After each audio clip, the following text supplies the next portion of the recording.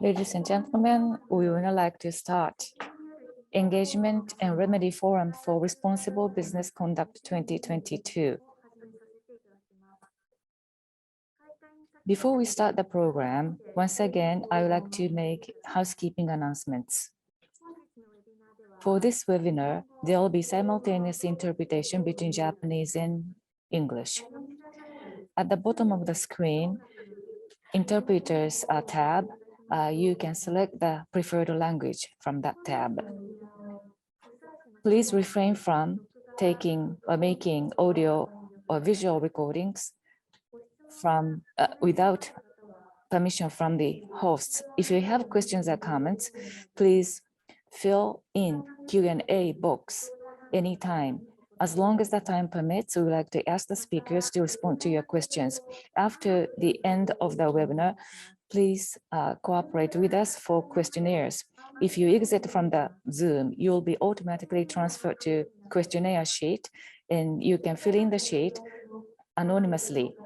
If you leave the Zoom in the course of the program, you are also able to fill in the questionnaire. On behalf of the organizers, I want to invite Mr. Itsu Adachi, the Executive Director of SPF, to give an opening remarks. Thank you very much for taking the time out of your busy schedule to participate in Engagement and Remedy Forum for Responsible Business Conduct 2022. My name is Itsu Adachi. I am the Executive Director of the Sasakawa Peace Foundation. 10 years ago, Professor John Ruggie compiled the United Nations Guiding Principles on Business and Human Rights as special rapporteur that has led to gradual progress in efforts to eradicate child labor and forced labor and to promote responsible business conduct. Professor Ruggie, who gave a keynote speech at last year's forum, passed away in September last year at the age of 76. His great achievements are beyond description, and we were all very shocked to learn his sudden departure. But we believe it is important to carry on his legacy. At the beginning of this forum, we will show the edited video of his keynote speech from last year.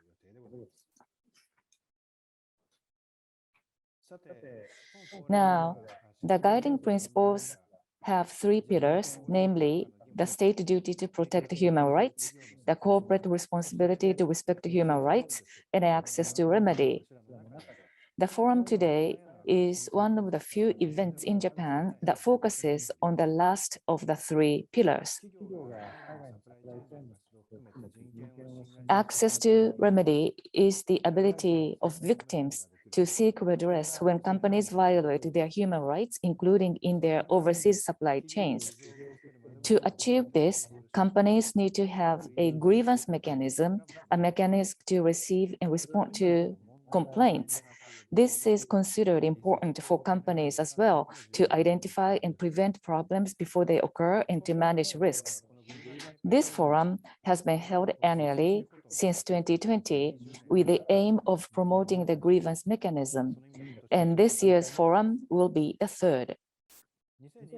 In 2020, the engagement and remedy guidelines were released, which set forth the importance of establishing a grievance mechanism and basic actions to be taken. In October 2020, the Sasakawa Peace Foundation launched a new project promoting responsible business conduct to support the establishment of a grievance mechanism, conduct surveys on human rights situation in various countries, and disseminate related information. Last year, based on these guidelines, intention was expressed to establish a collective grievance mechanism that is almost unprecedented in the world. Now, thanks to the efforts of all concerned, we are pleased to announce today that Business and Human Rights Engagement and Remedy Center will be established in April. In this forum, we will report on the details of the Engagement and Remedy Center and receive comments from experts. In addition, based on the report by Professor Surya a member of the UN Working Group on Business and Human Rights, we will discuss whether this engagement remedy center is a legitimate and effective grievance mechanism. In addition, the director of the Business and Human Rights Policy Office of the Ministry of Economy, Trade and Industry will share with us the latest developments in the field. I am very much looking forward to the discussion personally. With these remarks, I will conclude my remarks, hoping that this forum will be very useful to you all. Thank you very much. Thank you very much, Mr. Adachi. Now, before we start the session 1, in memory of Professor John Ruggie, we will show you the part of his keynote speech at last year's forum related to grievance mechanism.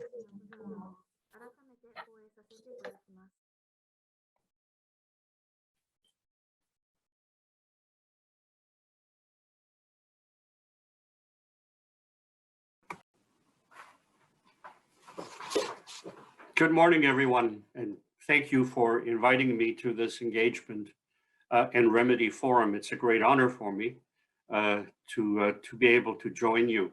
I very much appreciate it.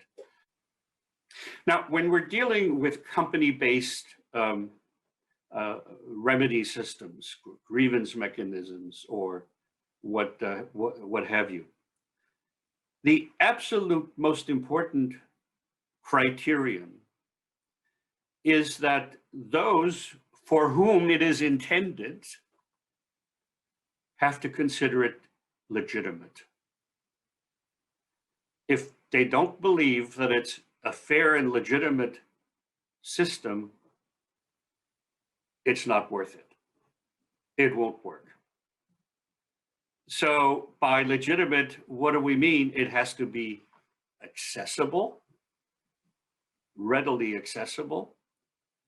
It has to be predictable. In other words, don't make arbitrary decisions because you like this or a person, but you don't like that person.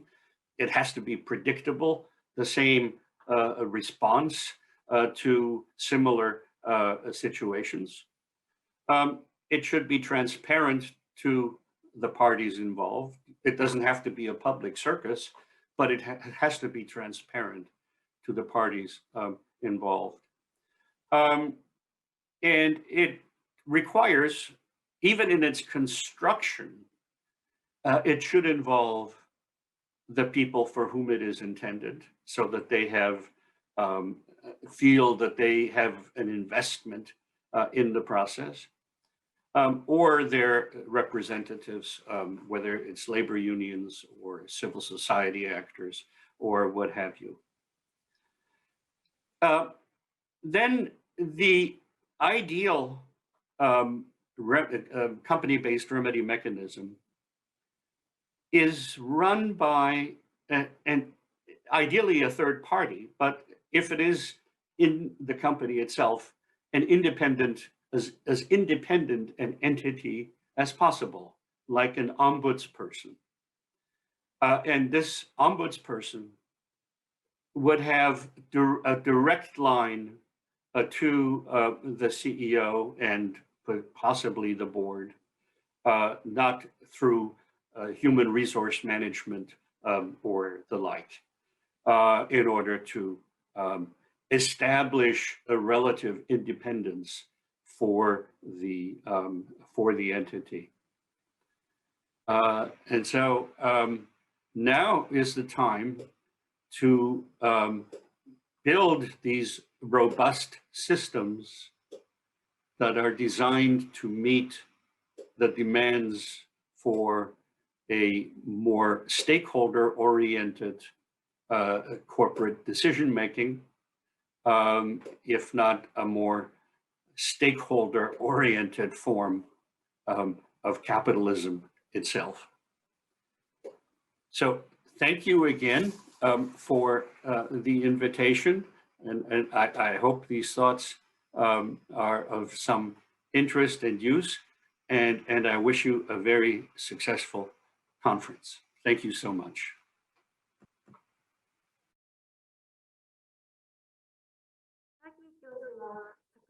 Professor Aragi passed away in September last year at the age of 76. We sincerely pray for the repose of his soul. At this point in time, I would like to hand over to Mr. Kenichi Ujiie, Deputy Secretary General of Global Compact Network Japan. Mr. Ujiie, over to you. Thank you very much. Good afternoon, everybody. I'll be serving as moderator for session 1. I am Ujiie. I am with GCNJ. The theme of this session is a progress on the collective grievance mechanism in Japan. The grievance mechanism, the collective grievance mechanism is very important for engagement and revenue. And Mr. Tomita and Mr. Kuramoto will be talking about this grievance mechanism, including achievements. And also as a guest speaker, we are going to have Mr. Toyoda from the METI to talk about the recent developments.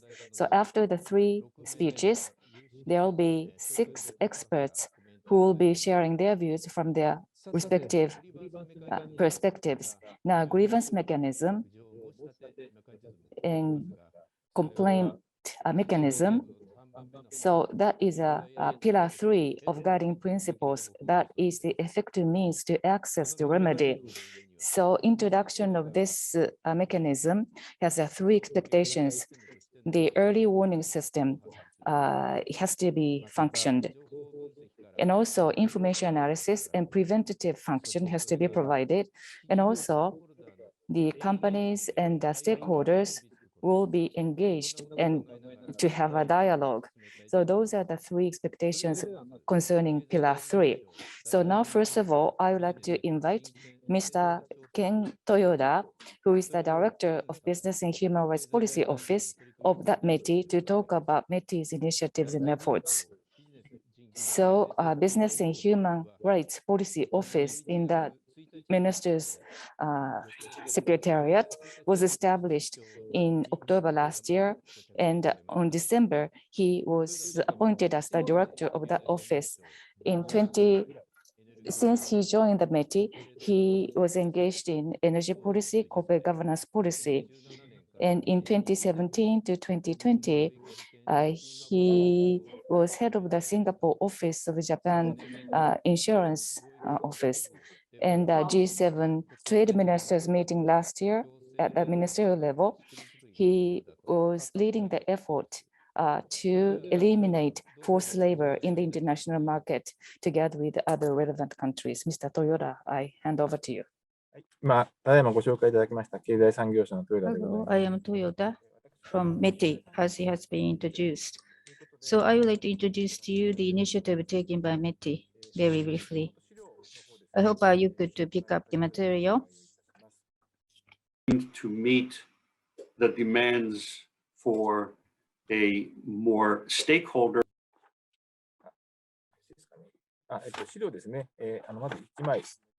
So maybe you can flip a page. And I'd like to introduce to you the efforts taken by METI. Sorry, we are trying to put the material on the screen.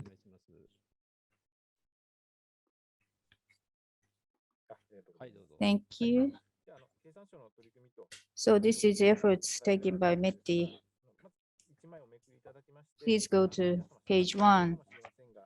There's no need for me to speak about this, but it does show the efforts to this day by METI, its chronological history. As it was introduced, the guiding principle by UN on business and human rights play a big role.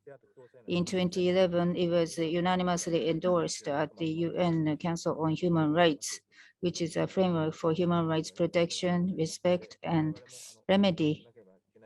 This is a big pillar, and we need to work on it. And you can see the second pillar, which is a corporate responsibility to respect the human rights, policy commitment, human rights due diligence, and the remediation. Those are big obligations upon the companies concerned. And if you can go down below, of course, countries have to provide the framework for remedy. So are the companies. Maybe you can go on to the next page. Japanese government as well has been working on the national action plan after the resolution passed through the UN, maybe a bit belatedly in October 2 years ago in 2020. The NAP was formulated vis-a-vis the companies, asking businesses to introduce the mechanism for business and human rights. And within this flow of events, the work have been underway. And if you go to the next page, page 3. So as far as METI is concerned, what are we doing? So as Mr. Vijay had introduced, first of all, the office that I am from has been created anew to deal with the business and human rights, focusing on big theme of business and human rights, and our initiatives have been strengthened in this way at the ministry. So first of all, awareness raising campaign has been done by METI on this topic. As you may know, for SMEs included and so forth, familiarization has not been adequate. Sometimes human rights are taken as something which has nothing to do with the companies themselves, particularly on the part of SME. So we are trying to say to them that no, that is not the case, that human rights are your problem. And we are having a campaign throughout Japan and also in Europe and the United States, where Japanese companies are also operating. We are having the campaign to let the people know about the importance of business and human rights. Now, if you would go to the next page, page 4. Well, last year, we had launched a new office in charge of business and human rights within the ministry. And we have been working on the awareness, and we wanted to grasp the current situation, and we conducted the questionnaire survey from September to October. Mainly 2,800 companies listed in Section 1 and Section 2 of TSC. Government had conducted for the very first time the survey. The results will be that 70% of the companies said that they are formulating a policy on human rights, which is pretty high. And for the about 50% or so said that they are implementing human rights due diligence, which leaves a big room for further improvement. That has been the findings. Now, going on to page 5, particularly for companies which had formulated a human rights policy, relatively about 70% said they have it, which is pretty high. Or providing the or having been provided with the information internally and externally from the experts on this, about 60%. So they had done a sort of homework in advance for establishing the policy. Now we'll go into the next page. It is open to the discussion. How far due diligence should go? Of course, Europe's having an intensive discussion. 25% said that they are working with indirect supply here. And for up to customers' point, about 10 to 60%. So it all depends on the companies who are working on this. Maybe at most, the direct suppliers will be the direct coverage by companies on the human rights and due diligence. Now going on to page 7. So within the questionnaire survey, we asked, what are you doing with the company? And also asked the future challenges. What are they? As for the method to deal with this issue, most frequently answer said that the people talk about respect to human rights, but the supply chain is so diverse and the methodology is not established. That is the problem and the challenge.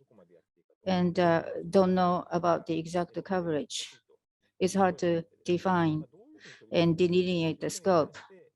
As for how to deal with this issue, people said that they are not too confident about it.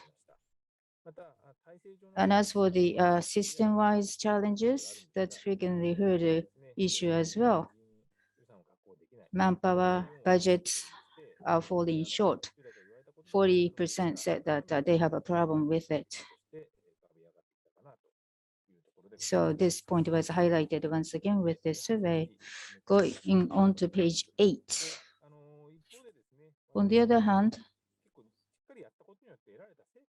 there has been some outcome which have been attained positively.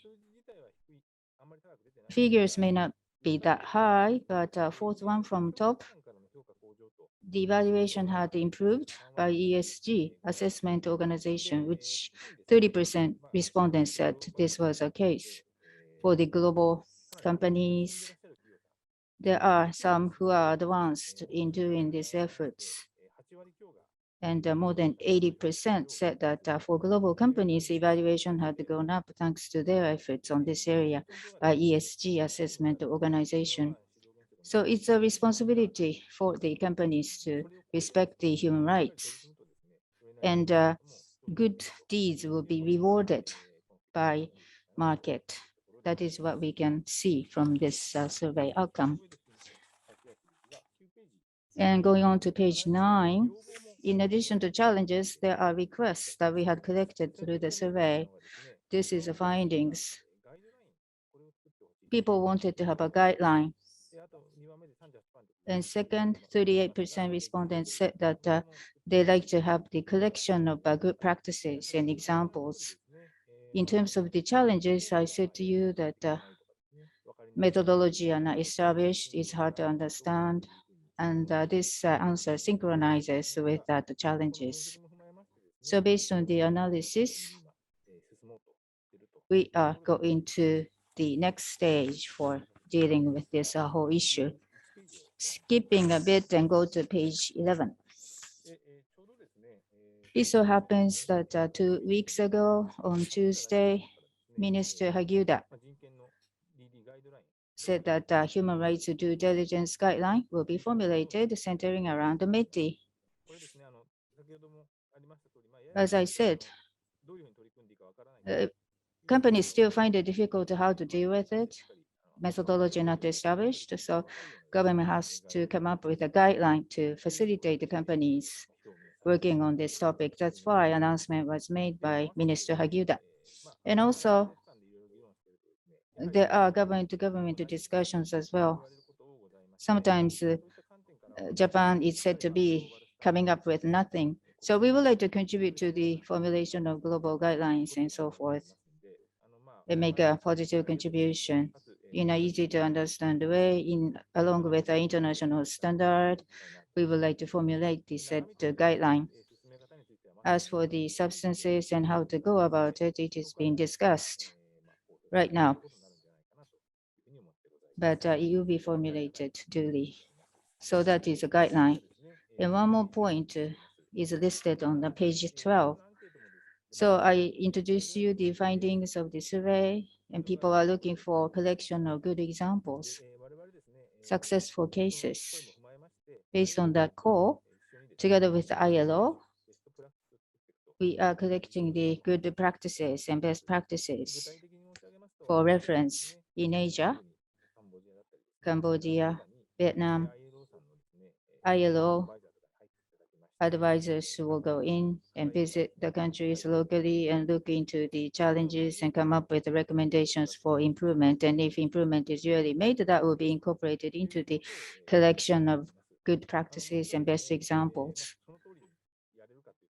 Of course, we don't know how it will turn out because it goes case by case, but along with a guideline, we would like to have the companies to have a good image of what the good practices would look like. And I'm sure that that can be a positive force behind this. So we will work on it very intensively.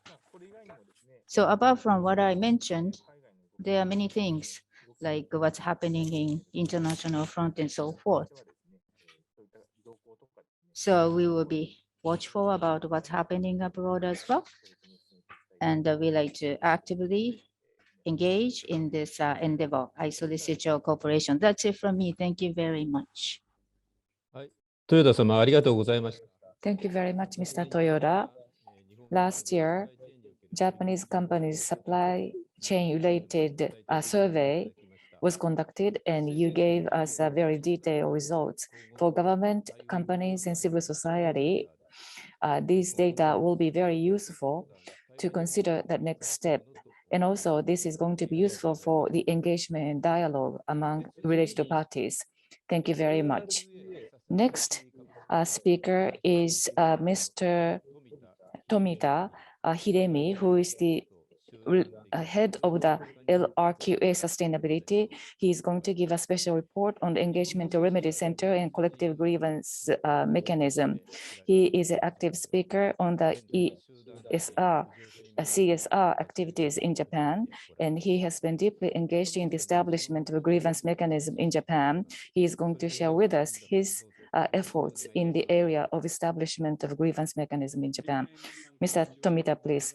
Good afternoon. Thank you for your kind introduction. I am Tomita. So can I have my materials shared on the screen? From my part, I would like to talk about the JETA's effort.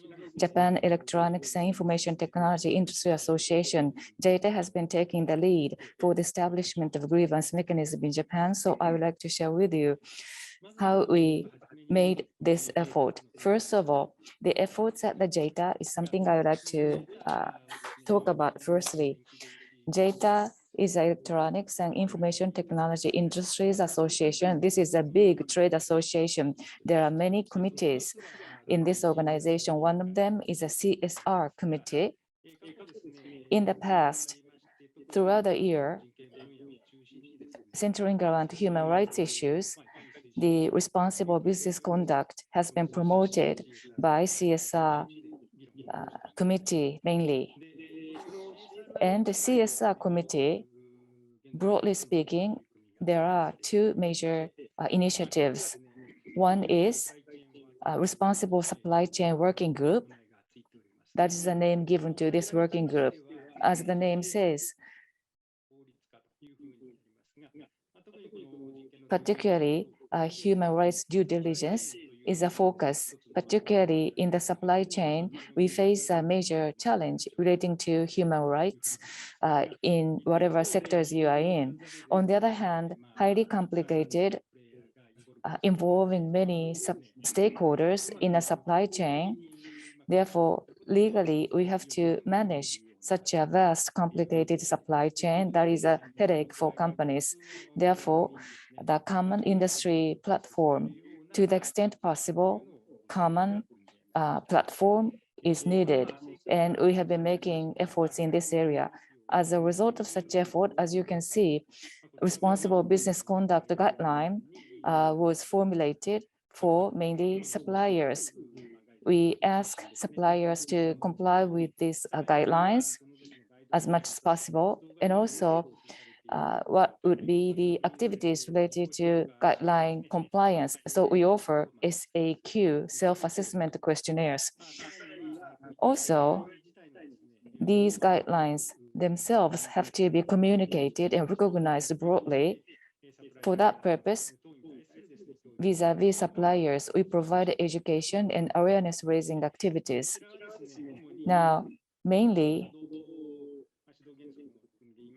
UN guiding principles related to due diligence activity is included in this task force, namely education task force. In parallel with this, since last year, Grievance Mechanism Working Group was launched, which is access to remedy, which is another important challenge for this industry. In what way could we provide access to remedy? And we have been studying in this area. So I would like to share with you what we have found in our effort. Next slide.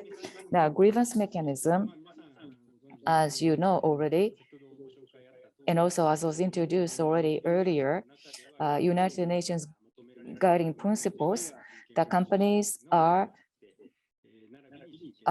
expected to make a human rights policy and provide due diligence and the access to remedy.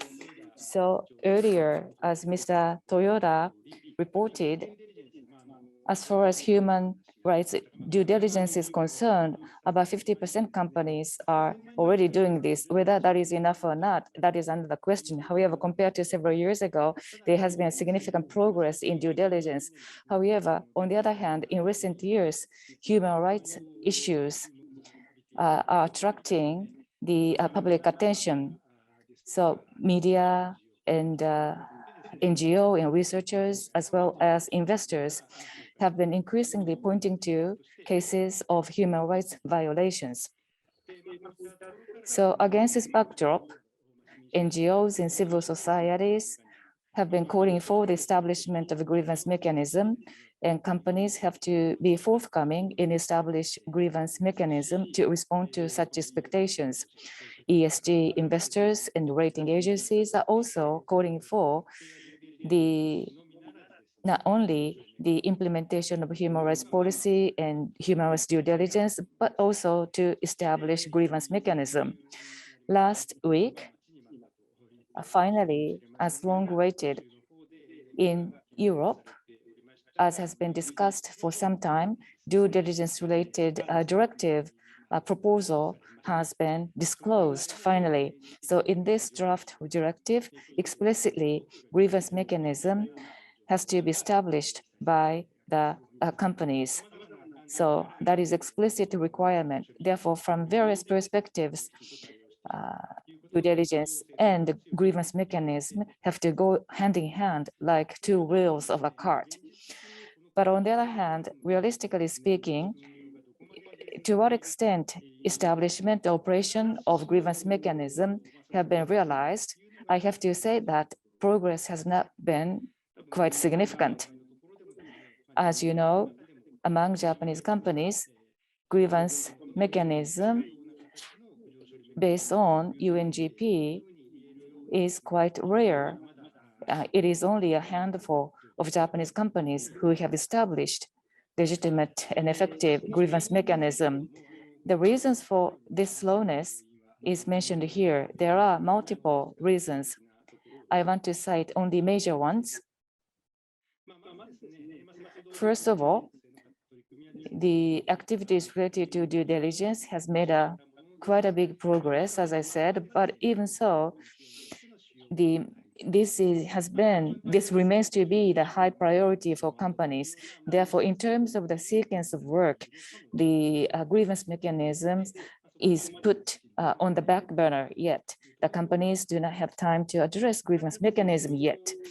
Also, in making efforts, companies find it difficult to find good models to turn to. As Mr. Toyoda said, due diligence related guidelines necessary, and in the area of grievance mechanism, in concrete way, what needs to be done is not actually readily known to companies. And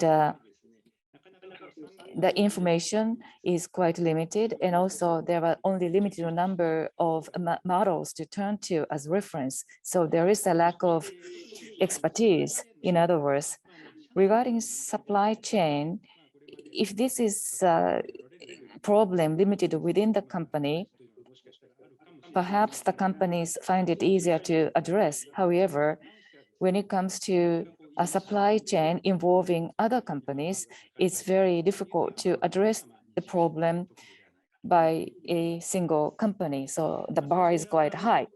So from that perspective, JETA, this industry organization, in one way or another, we wanted to study the possible common industry platform. Now, this shows the history of the establishment of the grievance mechanism in Japan. The first two bullet points will be detailed by Mr. Kuramoto later on, so I would like to skip explanation. As a JETA, about a year ago, around that time, as I said earlier, responsible business conduct guideline was released, and we have obtained data of the situations in other countries as well. So at that point in time, we launched a grievance mechanism working group. So industry common grievance mechanism platform was put on agenda. We have discussed that within this working group.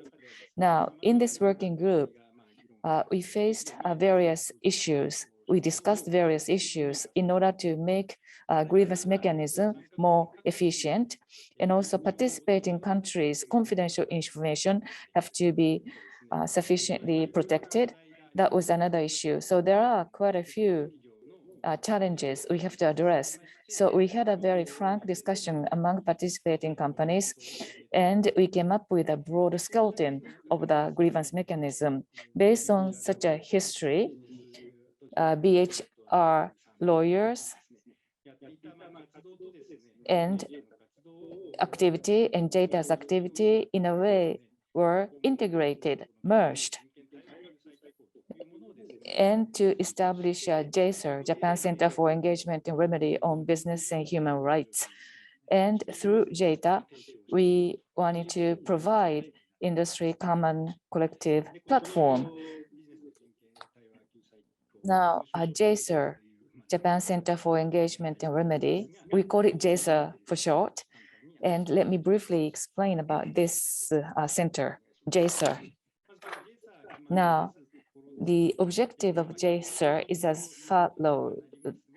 Of course, a provision of common platform, but basically, of course, UN guiding principles on business and human rights serves as the foundation.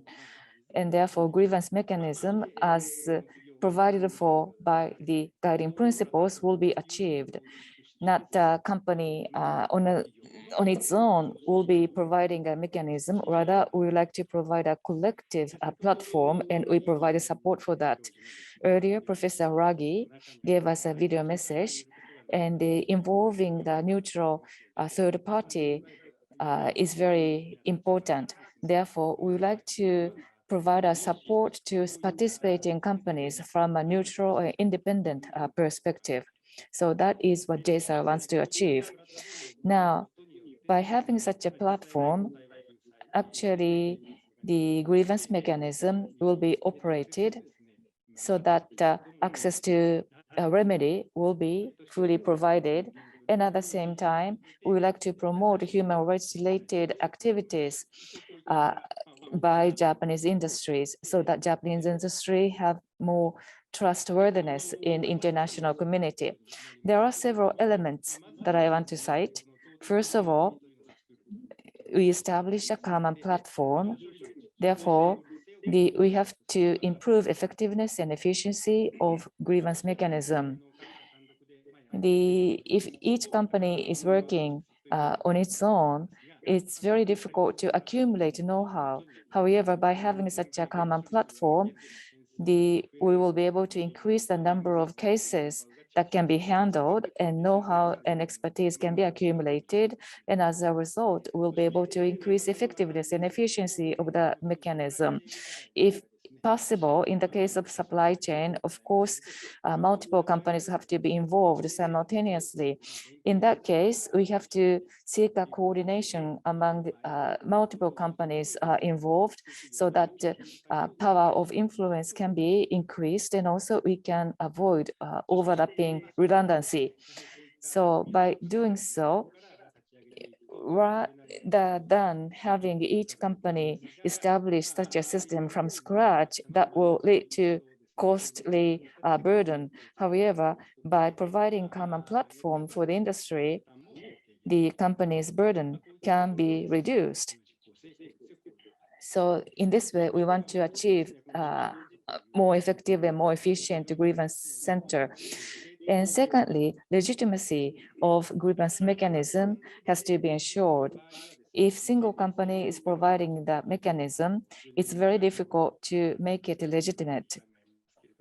However, if neutral and independent third party is involved, if that is involved in this way, and UNGP's ideals can be achieved more quickly. And also we'll be able to promote objective dialogue with stakeholders. And at the end of the day, the fairness and equity of grievance mechanism will be raised.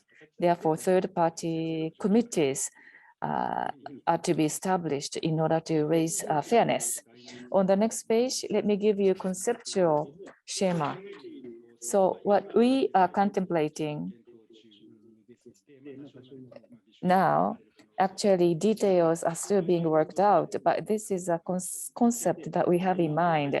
At the center, you can see jessa, that is a remedy grievance mechanism, and companies participating in jessa will be utilizing this mechanism. To these participating companies, jessa will provide support for grievance handling from a neutral perspective. So this is a common basic platform. From the perspective of legitimacy, this mechanism itself has to be legitimate. Therefore, on the left, you can see advisory board, stakeholder panel. So this is external expert bodies. So we receive opinions and advice from external experts. Therefore, operational mechanism of jessa itself will be made legitimate. We would like to change course if necessary in order to make the jessa more legitimate. Now, regarding grievance mechanism, basically, there are companies who have to provide a remedy, and jessa will be cooperating with them. But in some cases, for very complicated, difficult cases, and it's difficult to find a solution, we sometimes fact-finding is difficult in complicated cases. For those difficult cases, at the bottom, as you can see, we have a third-party specialist organization to provide advice and mediation and investigation support and so forth. So we can evoke function of these third-party specialized organizations. Regarding the committees listed on the bottom, Mr. Kuramoto is going to give more details. So this is a structure we have in mind for grievance mechanism in Japan.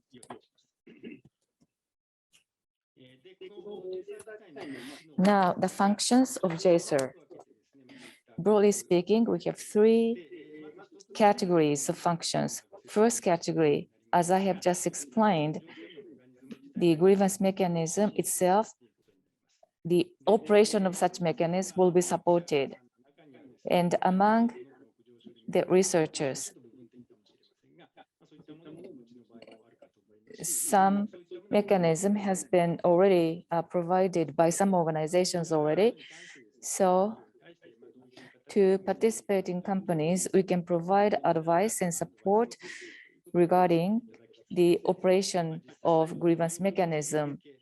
And also jessa can receive complaints. So jessa can serve as a contact point for receiving complaints, and also the companies, of course, can provide such contact point themselves. However, jessa can be a point of contact as well.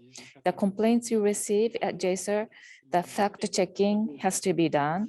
So jessa can provide fact-checking and investigation.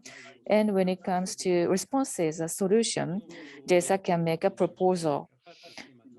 And rights holders and stakeholders dialogue will be supported. And also, if remedies are implemented, jessa can confirm whether remedies are actually implemented. So through such activities, we will be able to support the functioning of grievance mechanism. And the legitimacy can be raised through fact-checking and post-remedy confirmation as well. Second category is the provision of a contact point for third-party bodies, the specialized body or specialists body. As necessary, we can make referral to such third-party bodies or specialists. And we, in the third category, for awareness raising and education, jessa can organize seminars and training sessions as well. So broadly speaking, jessas will be having such 3 categories of functions. Now, so I would like to talk about how the complaints can be accepted or received briefly. Basically, jessa is not an overall umbrella organization. Rather, the companies have to take the initiative and take the lead in grievance handling. However, jessa can support participating companies to address complaints.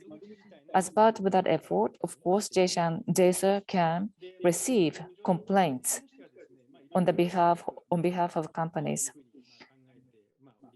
And I think there should be multiple routes or avenues for filing complaints. Therefore, we would like to provide choices. The first one is informer through jessa's website file a complaint. So in this case, when we receive a complaint related to companies, and jessa will coordinate and respond to the complaint. In addition to this route, already companies may have their own channel through emails, website. More recently, there is an app called Worker app. In the case of JETA, RBA is a worker app, RBA Voices. This is an app for workers. So through such app, certain workers can lodge a complaint. So in such a case, the complaints will channel to the relevant company, and the company can address the issue within its own company. That is fine. However, if the company wants to use jessa mechanism, that is fine as well. We can cooperate and help come up with solution. And it doesn't have to be a concrete information provision, a complaint. Rather, civil society organization and media can submit a report singling out a certain company. For such a case, jessa may be able to respond as well. So companies, that depends on how companies want to use jessa. So if jessa is involved, jessa will be cooperating with relevant companies and promote engagement and dialogue with stakeholders and informer. Incidentally, as I said, regarding informers, in principle, informers can be any organization, any individuals. When it comes to grievance, we often think of workers. However, the victims of human rights abuse are not limited to workers. It could be a remote supply chain, and therefore we do not limit the types of informers. We will receive complaints from various kinds of individuals, organizations. It can be NGO, labor unions, and other organizations. As I said, in the EU, there's a new due diligence proposal. In that proposal as well, the informers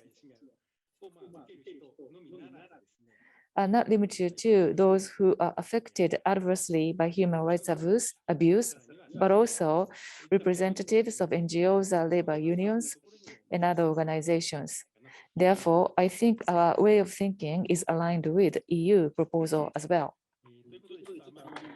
So since I'm running out of time, I cannot give you further details, but this is our future activities. We are now making a preparation for the launch of grievance mechanism. And today in this forum, we made an announcement that we are going to establish a jessa in days to come. Toward April this year, we would like to incorporate jessa and we start membership registration. And on that occasion, as I said, the activities of jessa's working group included discussion that I mentioned earlier.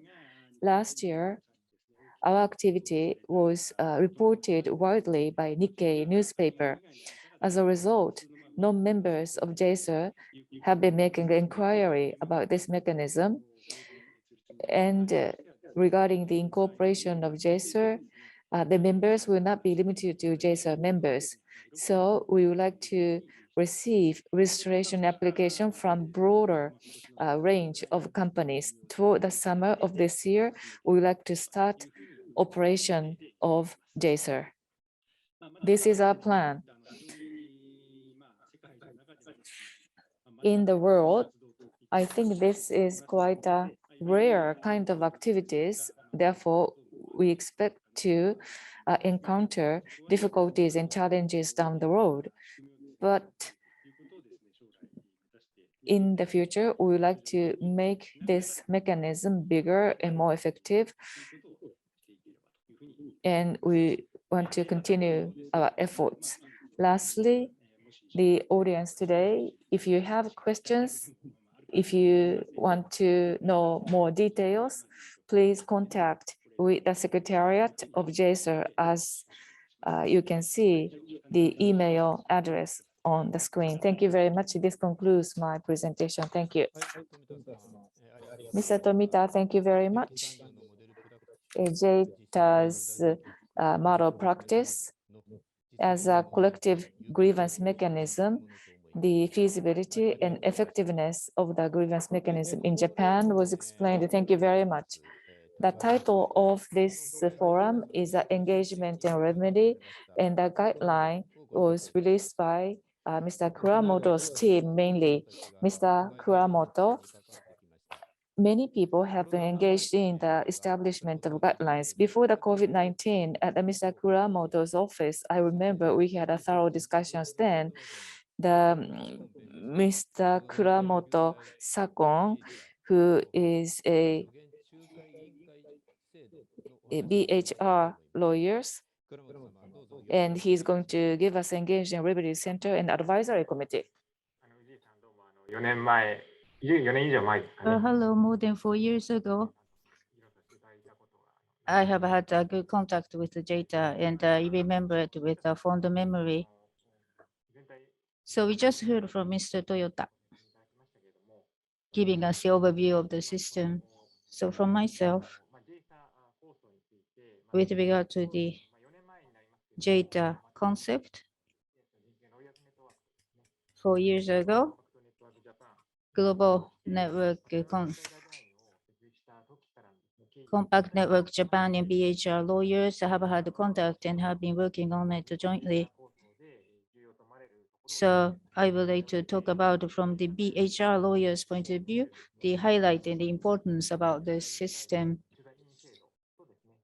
mediation committee system, and the certification of the results of the mediation work and so forth. So please put up my screen, material on the screen, please. So this is the material I prepared for you. Japan Center for Engagement and Remedy on Business and Human Rights. For short, it's JESA. And toward the establishment of JESA, I would like to make a presentation. Mr. Toyoda from METI had already spoken. So initially, there was Dr. Radi's message, which was introduced at the outset of the seminar. And we would like to remind ourselves about the guiding principle at the UN for business and human rights.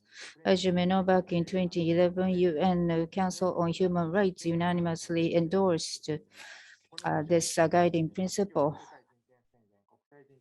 Universal Declaration of Human Rights, International Human Rights Standard, ILO Core Labor Standard, and International Covenants of Human Rights, all these have been embraced into an international document, and this is the most important document constituting a base for law and the policy of each country. Japanese government is also working on it, and this is the very foundation UN guiding principle on business and human rights. So this is the human rights and business guiding principle UN that we are talking about. And there are three major pillars to it. 2 years ago, Japanese government came up with action plan on business and human rights. And government had expressed their expectations on companies, and there are 1, 2, and 3. One is to formulate a human rights policy and implement and operate a human rights due diligence and come up with a remedy mechanism, build the mechanism and operate. Particularly for the grievance mechanism, remedy mechanism, in the guiding principle UN, there is a relevant principle 31.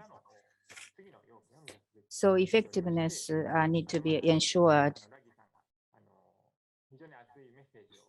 for non-judicial grievance mechanism and so forth. So Mr. Ruddy said that it should be a legitimate, decent system. Particular legitimacy is very important. And Dr. Ruddy mentioned about the accessible effectiveness and equitable, and should be predictable, transparent. And I also think that these elements are very important. And Dr. Ruddy talked about the ombudsman, ombudsperson, third party playing an important role in getting involved in this mechanism. So based on the engagement and dialogue, it's very important that this mechanism is going to be operated. So what does it mean that it should be based on engagement and dialogue? Guiding principle sets the principle per se as well as a commentary. And this is a PR center, UN, which had provided us with Japanese translation. You can go to their website. He said that he should focus on reaching a agreed solution through dialogue. Where adjudication is needed, they should be provided by a legitimate, independent, and third-party mechanism. Legitimate and independence of the third-party mechanism is very important. That is a foundation for the remedy grievance mechanism, which was also emphasized by Dr. Ruddy. There is a whistleblowing system internally and so forth, like notification system available. It's wonderful, but what is meant by the legitimate and independent third-party mechanism is that it does have an overarching significance. So internal corporate system of a whistleblowing system and the notification system need to be updated at all times and should be endorsed by a legitimate and independent third-party mechanism. And the government is working on the guideline formulation. And companies have to have a risk assessment. But risk assessment alone may not be able to reach the full grasp of the situation. It may be inadequate still. For the human rights due diligence, EU is formulating the due diligence on environment and human rights. And it's really inseparable part that the grievance and the remedy mechanism constitutes inseparable part to the human rights due diligence. So this is a more elaborated version of the topic. So there is a whistleblowing system and notification system available within the Japanese company, as we heard from Mr. Toyota. Of course, there is a whistleblowing system, which might be a bit different from one company to another, but it's usually limited to the worker or the director of that company. But a remedy mechanism is targeted at the stakeholder at large. And the EU's legislation also speaks about this in the draft form. Coverage for the user is very large. For the covered item, usually within the internal whistleblowing system, it tends to be limited to the legislation and the corporate code of conduct and so forth. But within the Japan, for companies, the protection of human rights in supply chain is getting to be a big issue, and the remedy mechanism tend to cover more widely everything that is pertinent to the corporate conduct, responsible corporate conduct. And further, we told you about the UN guiding principle, which places emphasis on the legitimate and independent third-party mechanism. In terms of the whistleblowing system, this is a system, it tends to be the confrontational structure between the company and the stakeholder, rather confrontational, which means that sometimes effectively the issue cannot be resolved. And the companies may not be able to respond appropriately to the risks. But if the independent third party is actively involved, then the party-to-party conversation can be facilitated and promoted, helping to reach a mutually agreeable, effective solution.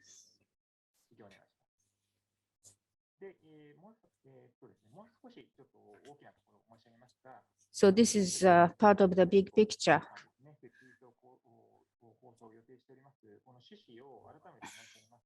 So ombudsman mechanism. Of course, based on international law, guiding principle has been formulated, and it can be a platform for grievance mechanism for Japanese companies. And it can promote and support the dialogue and the remedy and engagement by Japanese companies and stakeholders. So we are the lawyers network, business and human rights lawyers network. And more than 4 years ago, we've been involved in formulating this guideline. And with the support of a Sasakawa Peace Foundation, the Business and Human Rights Resource Center had cooperated with us, and also OECD and ILO also had extended their support to our work. We had we have made All Japan initiative and worked together with the economic and trade associations, NGO, and other relevant ministries. Basic philosophy is that something which have been conveyed duly by jessa, and preparation for the jessa is underway. So jessa, Japan Center for Engagement and Remedy on Business and Human Rights, will be this. It responds to not only domestic supply chain, but overseas supply chain and any other stakeholders.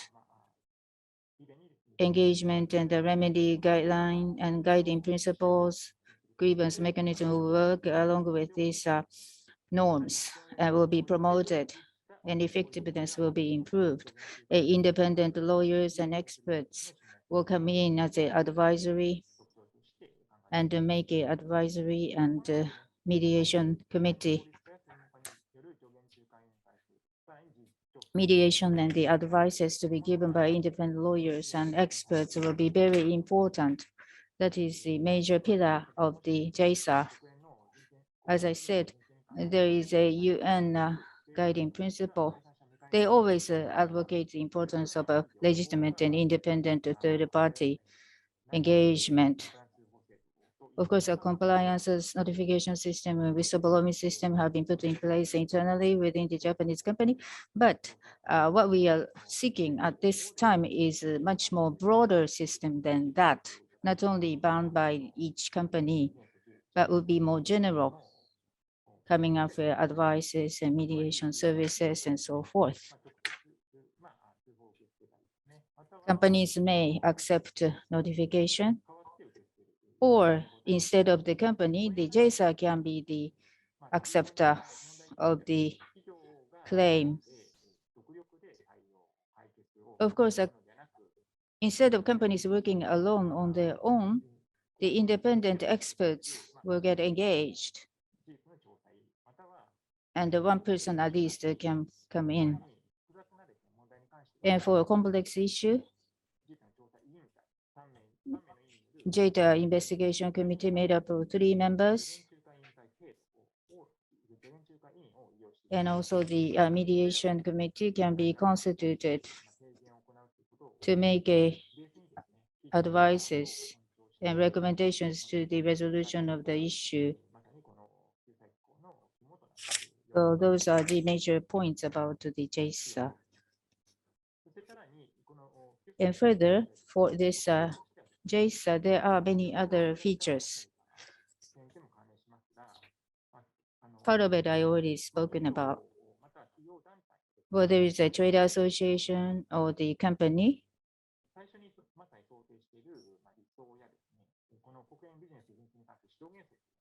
there's guiding principles of UN which has to be complied with in their mechanism. In general, the jessa will be operated in such a way that advisory board will be established to advise on the operation of the center. And from the general point of view,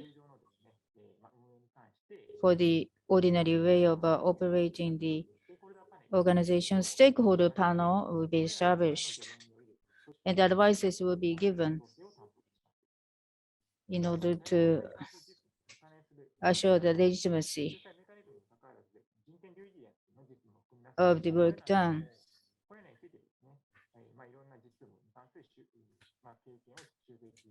And the expertise and experience will be accumulated. Based on that, seminar and training session can be organized and provide them as a source of resources to people concerned, so that good practices can be collected, can be shared with companies and stakeholders concerned, so that the overall level will be enhanced.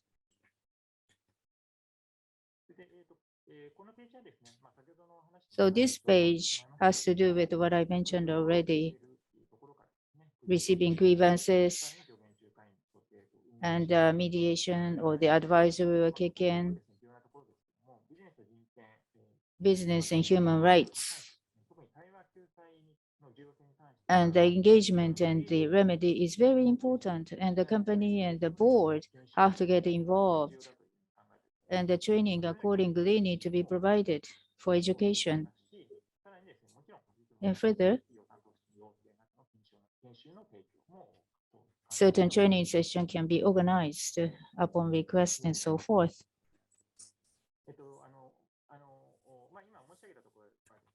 So as I've been saying, I know I have been rather hasty in my remarks, but I try to explain to you the highlights and the concept of the jessa. And the advisory and mediation committee part was also explained to you. This is my bio, just for your reference. At the very last page, I noted here my contact. Mr. Tomita also spoke on behalf of JETA. So through JETA or through myself or the BHR lawyers, you can always contact us. Whichever is more convenient for you. I noted here my email address as well as direct phone number. And you can Google it and look for me. You can find me there as well. So if you're interested in committee and the overall work, please do contact me. Thank you very much for your attention. Thank you very much, Mr. Kuramoto. Business and human rights related guiding principles. The third pillar is access to remedy. And based on that, the state has a duty to protect human rights, and the corporate has a responsibility for respecting human rights. Therefore, without grievance mechanism, the human rights framework will be quite fragile. And Mr. Kuramoto and Mr. Tomita, thank you very much for providing us details about the jessa and the mechanism. Before we continue, we received some questions from Q&A. Actually, we don't have a question and answer session in this first part of the program. And at the end of the session 2, we are going to entertain all the questions. So based on the 3 presentations, we have 6 commentators. For each 5 minutes is allotted. Firstly, I would like to show you video messages. The significance of grievance is to be talked about 3 overseas experts. If you need a simultaneous interpretation, there is a interpretation tab, and you can select Japanese language to listen to interpretation. First, I want to show you the Mr. Adam Jorgensen's video message, head of OECD Responsible Business Conduct Good Center. afternoon, ladies and gentlemen. Greetings to all. On behalf of the OECD Center for Responsible Business Conduct, I would like to thank the organizers of today's forum, including Global Compact Network Japan, the Business and Human Rights Lawyers Network Japan, the Business and Human Rights Resource Center, and the Sasakawa Peace Foundation for your kind invitation for me to contribute to this important event. I would also like to congratulate the organizers on the progress made to date, notably the development of the engagement and remedy guidelines and the completion of 2 projects for promoting access to remedy, along with creation of a new center on this subject. I want to get to the significance of meaningful stakeholder dialogue and access to remedy. Let me mention 3 ways that illustrate why this is key to the conversation.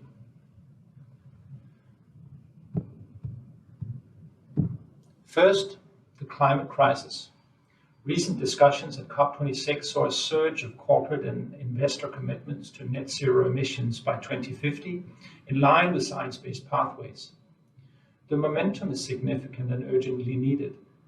The transition into renewables, however, and out of fossil fuels will only be possible if the affected people, workers, and communities are at the center. If grievances are not addressed, the necessary transitions will be slower.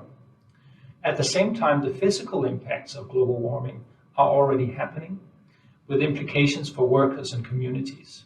Responsible business conduct and meaningful stakeholder engagement will be an important part of the adaptation toolbox. Second, resilient supply chains. The pandemic has been a reminder to all of us how dependent we are on resilient supply chains. Today, about 70% of international trade involves international value chains, whereby services, raw materials, parts, or components cross borders often numerous times before being incorporated into the final product and shipped to consumers all over the world. Without these global value chains, we would be poorer, consumers and workers alike. But open value chains must be protected, and so must the people who depend on them. Responsible business conduct is a cornerstone of a rules-based trading system that breeds trust and resilience. In a recent survey among 500 companies in Latin America, we found that responsible business conduct and with it social dialogue had been key to enabling both companies and workers to better withstand the pandemic by keeping supply chains open. Third, shrinking civic space. Freedom House last year was able to report the 15th consecutive year of decline in global freedom. Human rights, rule of law, and their associated institutions are under pressure at a time where we need them the most. In 2020, according to Global Witness, 227 land and environmental activists were killed defending their land and the environment. For companies and their stakeholders, this means that remedy via formal channels cannot be taken for granted in all cases. Careful stakeholder engagement and alternative remedy mechanisms that are accessible and safe will be increasingly important to retain the social license in difficult operating environments. The good news is that we have the standards to help us weather these challenges. The OECD guidelines for multinational enterprises, the UN Guiding Principles on Business and Human Rights, and the ILO Tripartite Declaration form a fabric of globally applicable standards for sustainable business. But as we all know, standards are meaningless without accountability. The principle of access to remedy brings accountability and effectiveness to our agreed standards. This insight is baked into the key global standards on responsible business. In the case of the OECD guidelines for multinational enterprises, the unique system of national contact points has dealt with more than 600 cases in over 100 countries. All 50 countries that are adhering to the guidelines are obligated to establish a national contact point which is visible, accessible, transparent, and accountable. Japan's National Action Plan on Business and Human Rights has set new benchmarks for instituting these principles into national policy. The progress made to date in the establishment of a new center led by the organizers of today's event will be an important contribution to promoting responsible business conduct and access to remedy in Japan and its supply chains. In particular, Japan is in pole position to champion responsible business conduct across the Asia region. The OECD stands ready to work with all stakeholders in pursuit of these goals. I look forward to our continued collaboration, and I wish everybody a productive session today.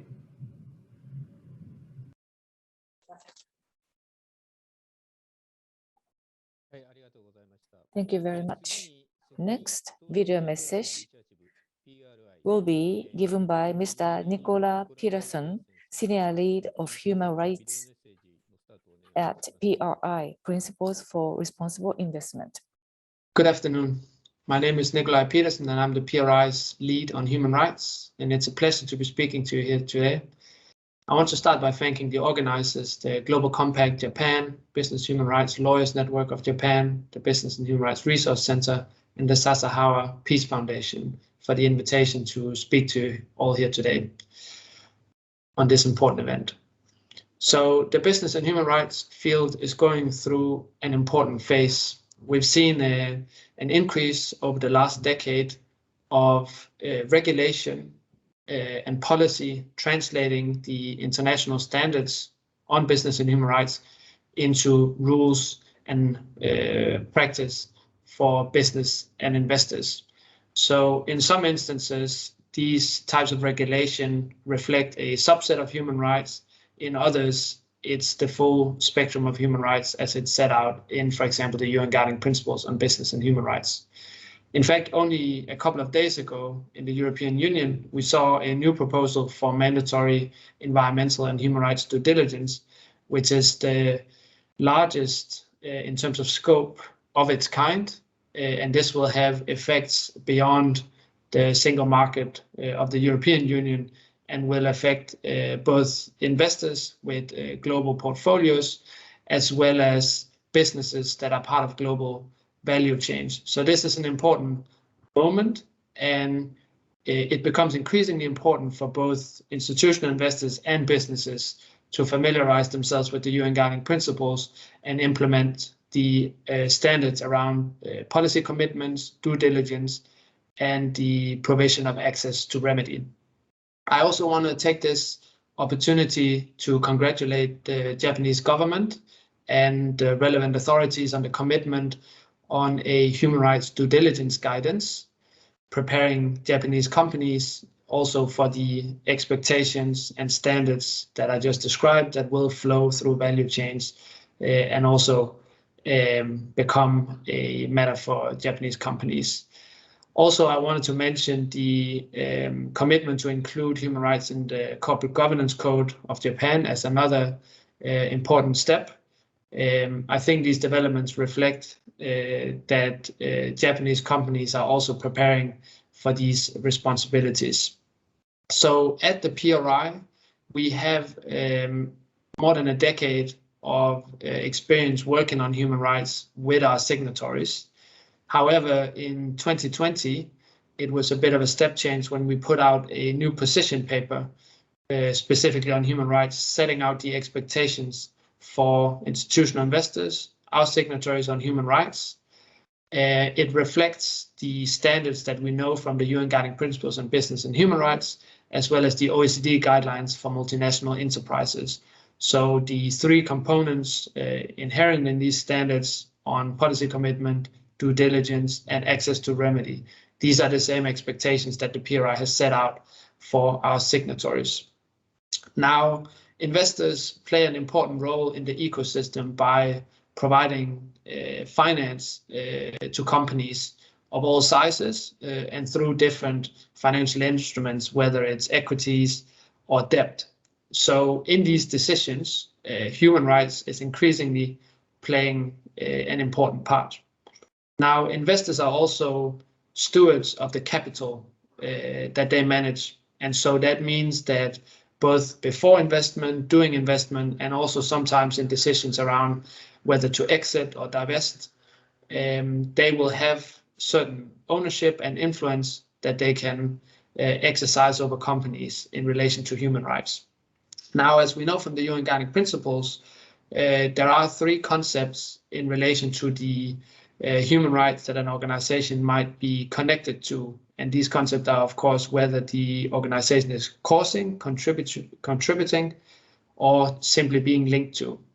Now, in a lot of cases for investors with large and complex portfolios, they are simply minority shareholders or only a small portion of the debt structure of a companies, which means that they would, in the traditional sense, be understood to be linked to. Now, that doesn't mean they don't have any responsibilities, but when we talk about due diligence, and particularly the topic of access to remedy that you're discussing here today, the responsibility on investors will be that they seek to enable that access to remedy is provided by the causing or contributing entity. So in that case, that would often be their portfolio companies. So that is just to say that investors, again, on this topic, play an important part. But of course, there are challenges, not only for investors, but also companies. And I know you'll be discussing some of those here today, both in terms of access and resources of stakeholders when it concerns access to remedy, but also the distance from the location where business decisions are being carried out or investment decisions, in the case of our signatories, in relation to where the impacts are felt. So this is one of the traditional challenges of investors who have portfolios with hundreds, maybe thousands of companies, to have understanding of this reach. And the same will in some cases be true for multinational enterprises. So we follow with interest the initiative that you'll be discussing here today on access to remedy and the endeavor in Japan to try and facilitate some sort of collective mechanism that can facilitate this. So I thank you once again for the opportunity to speak to you here today, and I wish you a fruitful discussion. Thank you very much.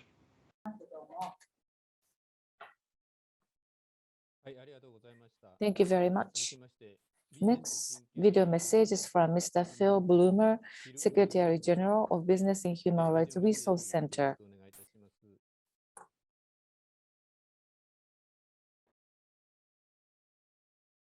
Thanks very much to the Sasakawa Peace Foundation, Business and Human Rights Lawyers Network for Japan, the Global Compact, and of course Akiko from our own Business and Human Rights Resource Centre.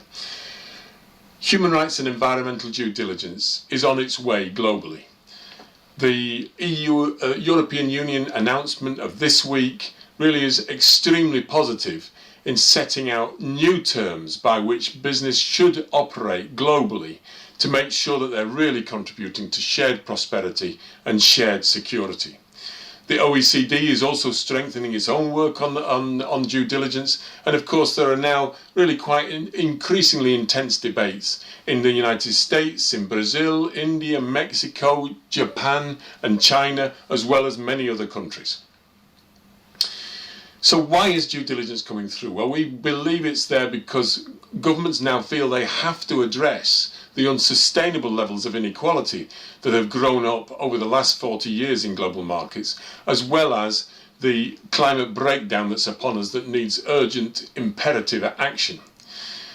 The purpose, of course, of the human rights and environmental due diligence is to protect workers and communities and environment from abusive behaviour in supply chains by companies.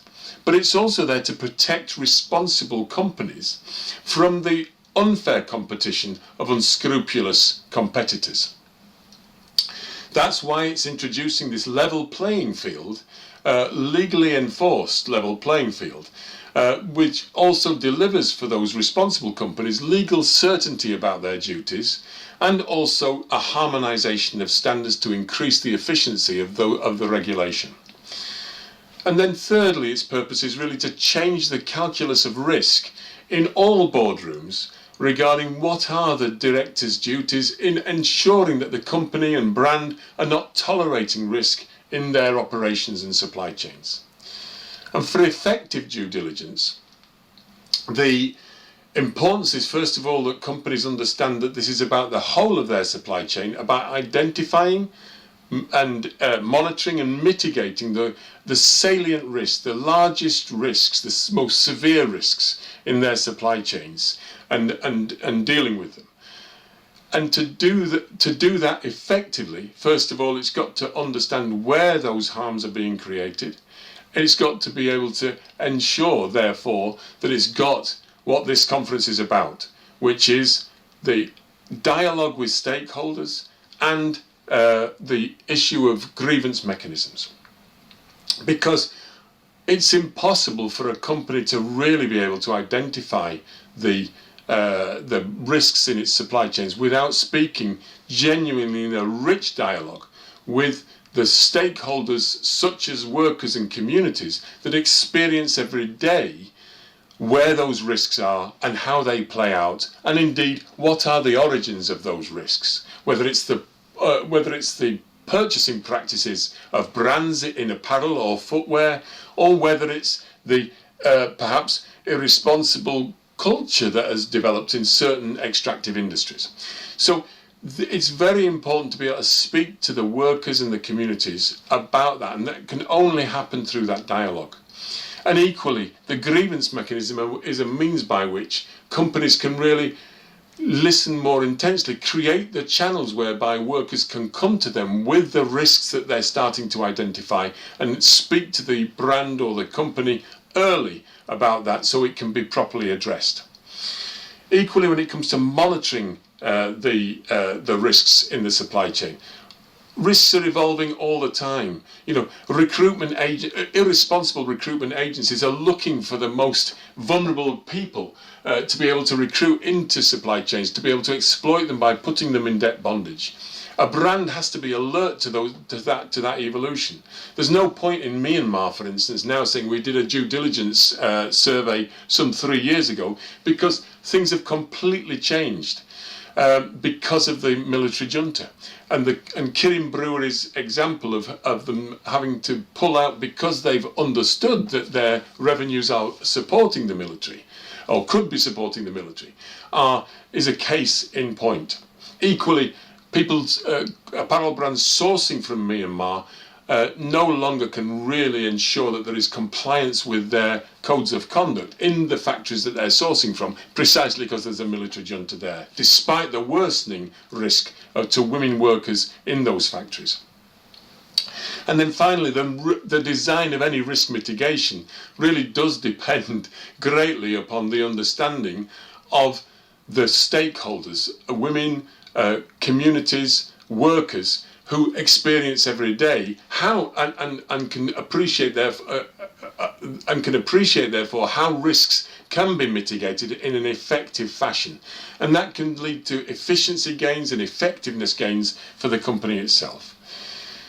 So that's why I think that this conference today is so important. I think it's also I'll finish by saying I think it's important to highlight that Asian companies, some Asian companies are also out ahead. There's a leadership group of companies that know that this legislation is coming through. They're acting responsibly to address it, and therefore they've already got many of these due diligence pieces in place. And many companies can learn from those leading companies. And in Asia, fast retailing, for instance, is one of the highest scoring of the Asian companies. It has already increased its own supply chain transparency by disclosing lists of fabric mills, for instance, and in terms of its own grievance mechanism, it's reported, for instance, in 2019 that it received 63 reports to its hotline mechanism relating to ILO core labour standards and their violation. So you can see across the field that there are leaders, but there are a very large number of laggard companies who really have to get up to speed on this. I look forward greatly to hearing the conclusions of your discussions from Akiko, and I wish you every success today. Thank you.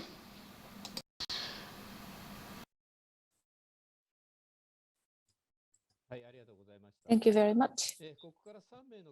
So from this point onward, we have 3 more commentators who will be giving us a comments virtually live. First, Mr. Hideaki Wakabayashi, Secretary General of JANIC, Japan NGO Center for International Cooperation. Thank you for the kind introduction, Mr. Uji-ie. I am Wakabayashi. I am Secretary General of JANIC. Rather than international cooperation, I myself has been engaged in a civil platform for business and human rights. In formulating NAP, this organization served, and I served as the head of this organization. And it's been 6 years since I have been engaged in international business and human rights. In terms of access to remedy, as a civil society, we have little experience yet. In that sense, there are many things I don't know yet, but there are several reasons for some concerns. So I would like to raise some questions from my personal vantage point. Now, in the beginning, METI showed us the questionnaire survey results. We have to be careful. The only 30% respondent rate, actually, that means that 70% of those respondents 70% of respondents said that they formulated policy commitments and so forth. However, only 30% of companies are covered by this survey. That means that virtually a lot more companies have to do more efforts. Without knowing this, such a survey result could be quite misleading. So this questionnaire survey itself is very outstanding, wonderful. However, we have to be careful in analyzing the results which came out. Now, jessa, that is engagement and revenue mechanism in Japan. Of course, I fully support the operation of this center, and I personally commend this. By making this through third-party efforts, I think grievance mechanism would be effective and usable. Therefore, but on the other hand, it is very good. However, we don't know how it is going to be operationalized. So one of the reasons why I say this, there is a concern. It is not binding, actually. And to what extent this can be fully enforced, we don't know yet. For example, there is a consumer center. This is an independent administrative body, and there is a basic act for consumers. So this law serves as the foundation for consumer center activities. If you look at Europe, there is the laws that supports the grievance mechanism approach. Therefore, in Japan, we don't have a basic act or law to support grievance mechanism. Therefore, this is a reason for my concern. But by involving civil society like us, we want to make this mechanism more efficient and effective. So please continue to listen to voices of the civil society. To start with, in Japan, we don't have a culture of remediation or the complaint handling. So because the lower the number of complaints is, the better the situation is. And every year we count the number of cases. But we have to consider these cases are the voices wanting to improve that mechanism. Otherwise, we cannot make the available grievance mechanism effective in Japan. Information disclosure is quite slow in Japan, and we don't have a good grievance mechanism as of now. So we have to make the best use of this jessa. And jessa is going to challenge itself in this endeavor, and we have a high hopes and expectation. It is easy to use and it is readily accessible. That is good for consumers and also for companies as well. The companies do not know fully what kind of risks are involved on the ground. So it is very good in providing opportunities to companies to listen to voices on the ground. For example, the developing countries sustainable cocoa platform, the JICA is promoting this. And not only manufacturers, but also other stakeholders, trading companies and the governments, they are all involved for day-to-day discussion. And the platform for discussion exists. And in the platform, grievance mechanism is included. Therefore, it is easier for such a mechanism to be more effective. And JETA is involved in the industry level grievance mechanism. However, I think the key to success is to expand the scope, going beyond the industry boundary. So we hope that the jessa is going to continue to disseminate information, and it will be expanded to cover other sectors as well. Now, there is no domestic human rights organization in Japan, and national contact point is not working very well. There is no law to support human rights. So in such a situation, it is highly challenging to make jessa effective. However, I think it is worth trying, but unfortunately, this is the last point. But still, the interest of civil society is still weak and low.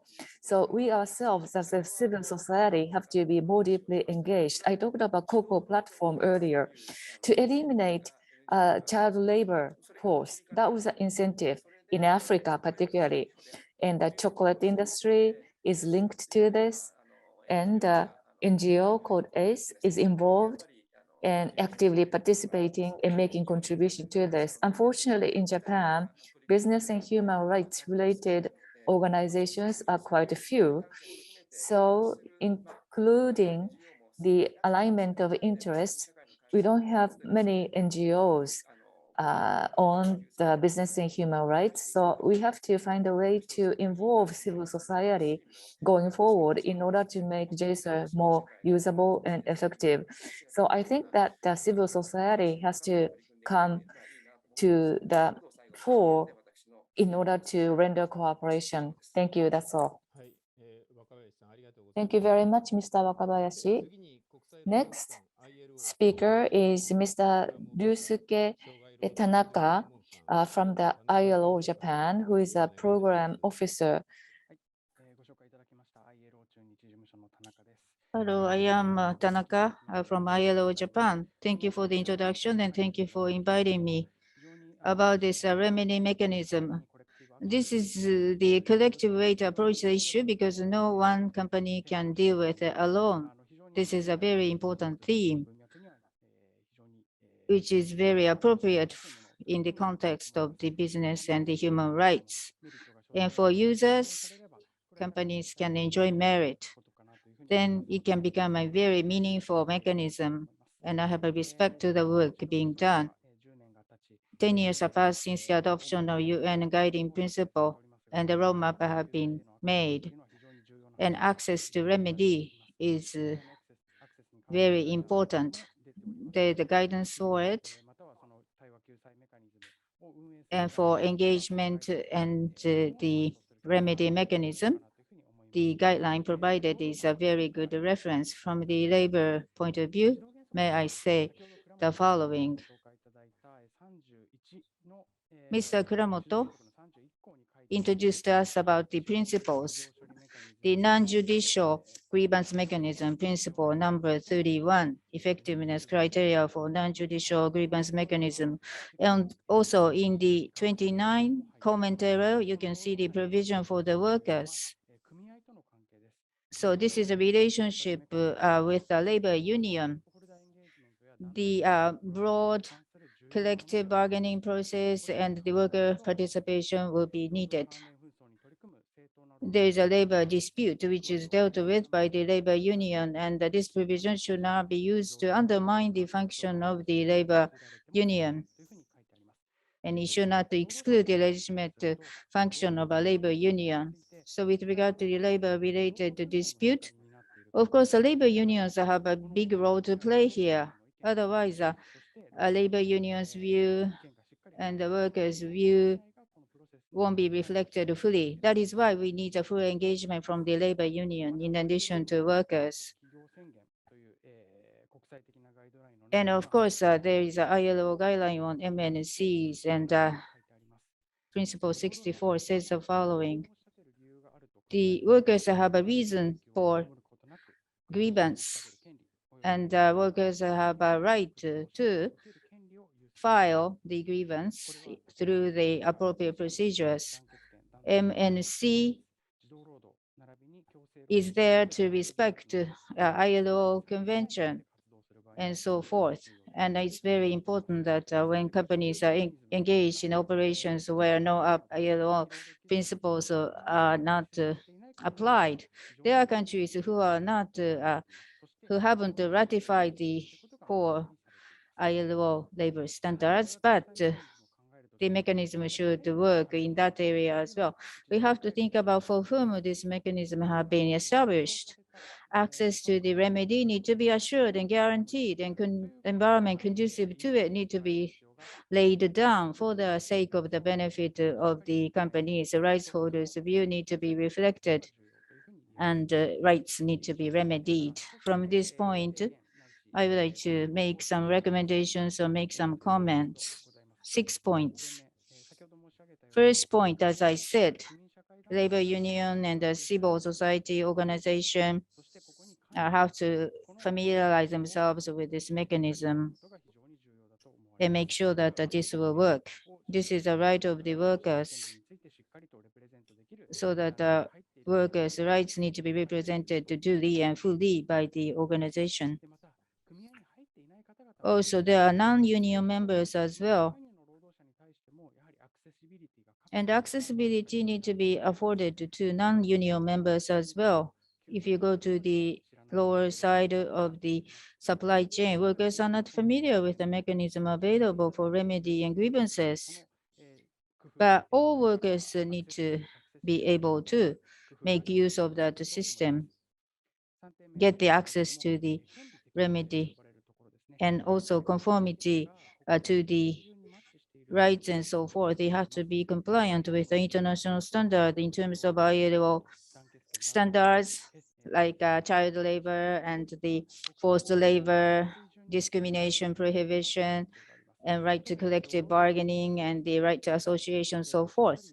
In case of children's right, children have to have and right to go to school, so which needs the engagement from the community. The resolution's scope is very wide, and it needs to be founded on the international norms and social norms and law. Fourth point, access and remedy. the firm action need to be taken toward the resolution of the matter.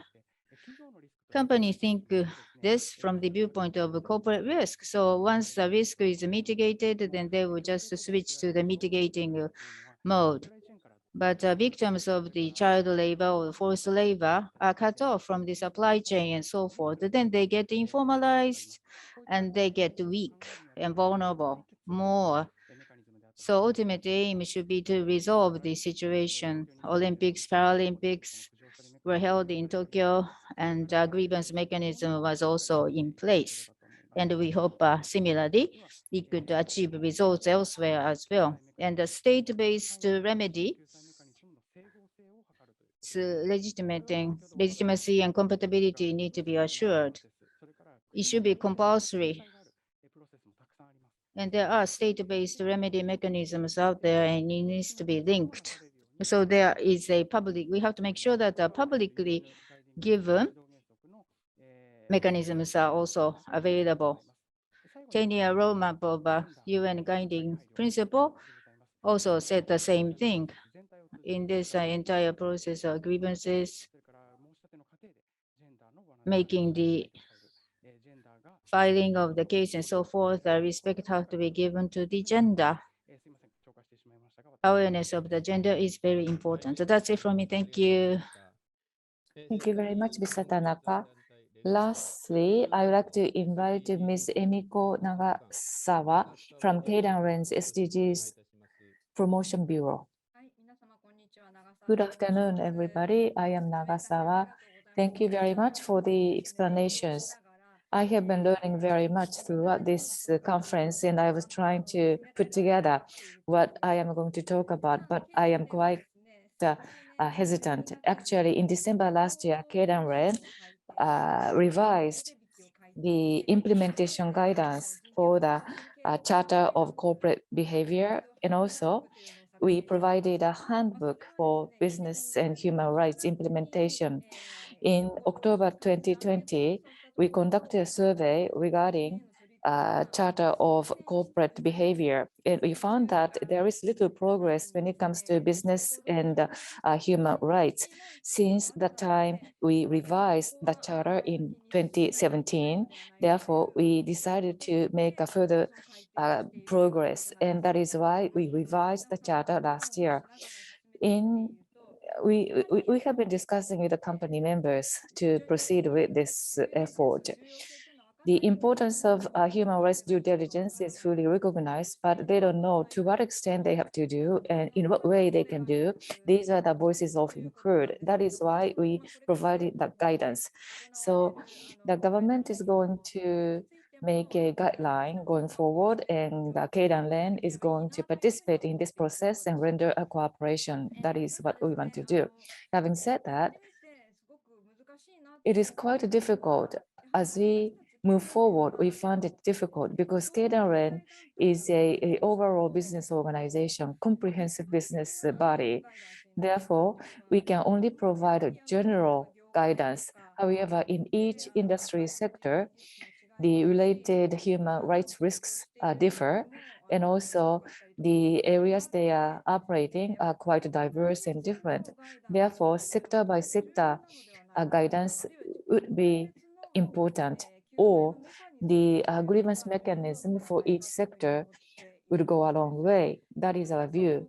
Mr. Tomita pointed out that only one company alone cannot make good results. Therefore, we have to promote a sector-based approach, and how we can do that is now being studied. So JETA's effort is very good reference for us, and Mr. Tomita actually explained his efforts in JETA in our meeting, and we would like to replicate such an effort in other industries as well. So if we want to do that, actually JESA's mechanism is to be established.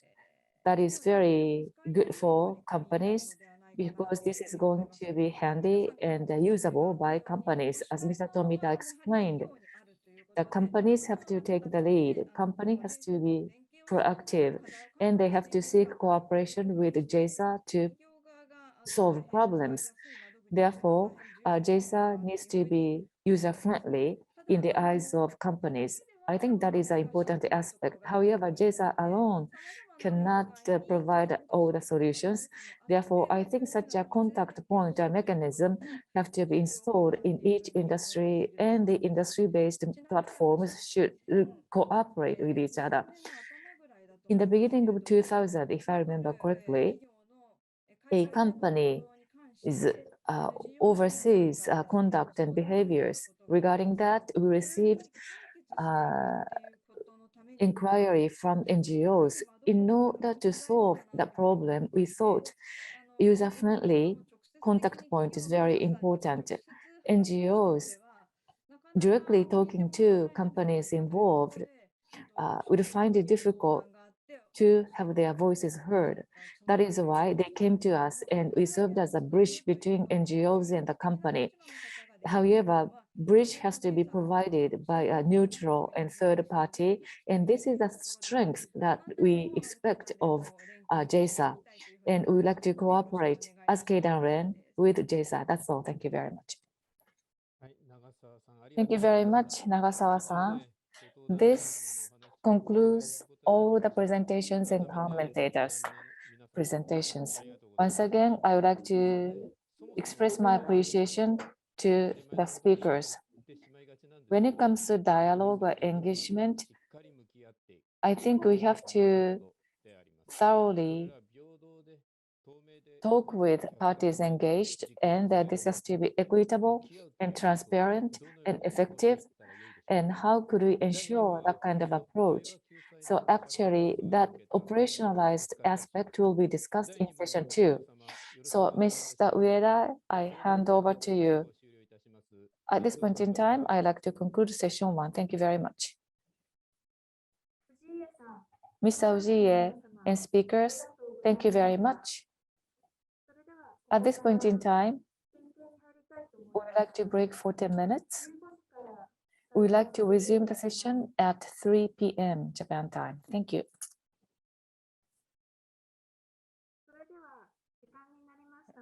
We would now like to resume engagement and METI Forum for Responsible Business Conduct 2022. The second session is a panel discussion on the challenges towards realization of grievance mechanism in Japan. The moderator is Dr. Akihiro Ueda, a researcher at the SPF. I hand over to you, Dr. Ueda. Thank you very much for your kind introduction. We would now like to start session 2 on the challenges towards realization of grievance mechanism in Japan. I will serve as moderator. I am a researcher at the SPF. My name is Ueda.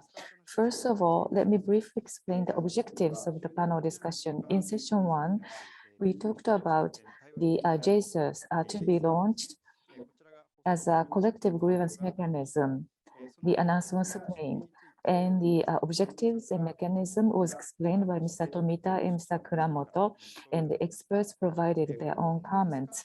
In this discussion in session 2, based on the reports we received, we would like to discuss whether jessa is going to be a legitimate and effective mechanism, and we dive into that kind of discussion. So by way of introducing panelists, I would like to explain the roles to be played by them. So could you ask the speakers to put your video on? Thank you very much. Firstly, whether the mechanism is going to be a legitimate. What is legitimacy? What is a legitimate mechanism, as we have heard many times? In the UNGP 31, we see the conditions necessary for effective non-judicial grievance mechanism, and the legitimacy is mentioned there. We have a Professor Surya Diva, who is the chairman of the UN Business and Human Rights Working Group. He is the international authority on this issue, and he is now teaching at Macquarie University in Australia. Thank you for participating, Dr. Diva.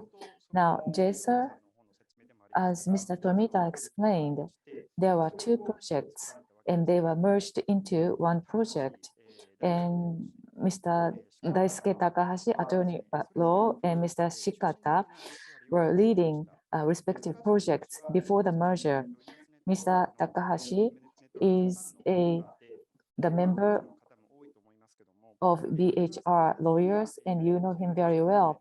And he is the active speaker as expert on the issue of forced labor and so forth. And Mr. Shikata is a LRQA sustainability advisor. Until March last year, he was with the Fujiseiyu group. And perhaps he is the leader of the establishment of grievance mechanism, which is now considered as the best grievance mechanism in Japan. And Mr. Shikata provided his experience and knowledge in establishing this mechanism there. Now, Ms. Sato Akiko, she is a familiar face. It doesn't require, she doesn't require introduction.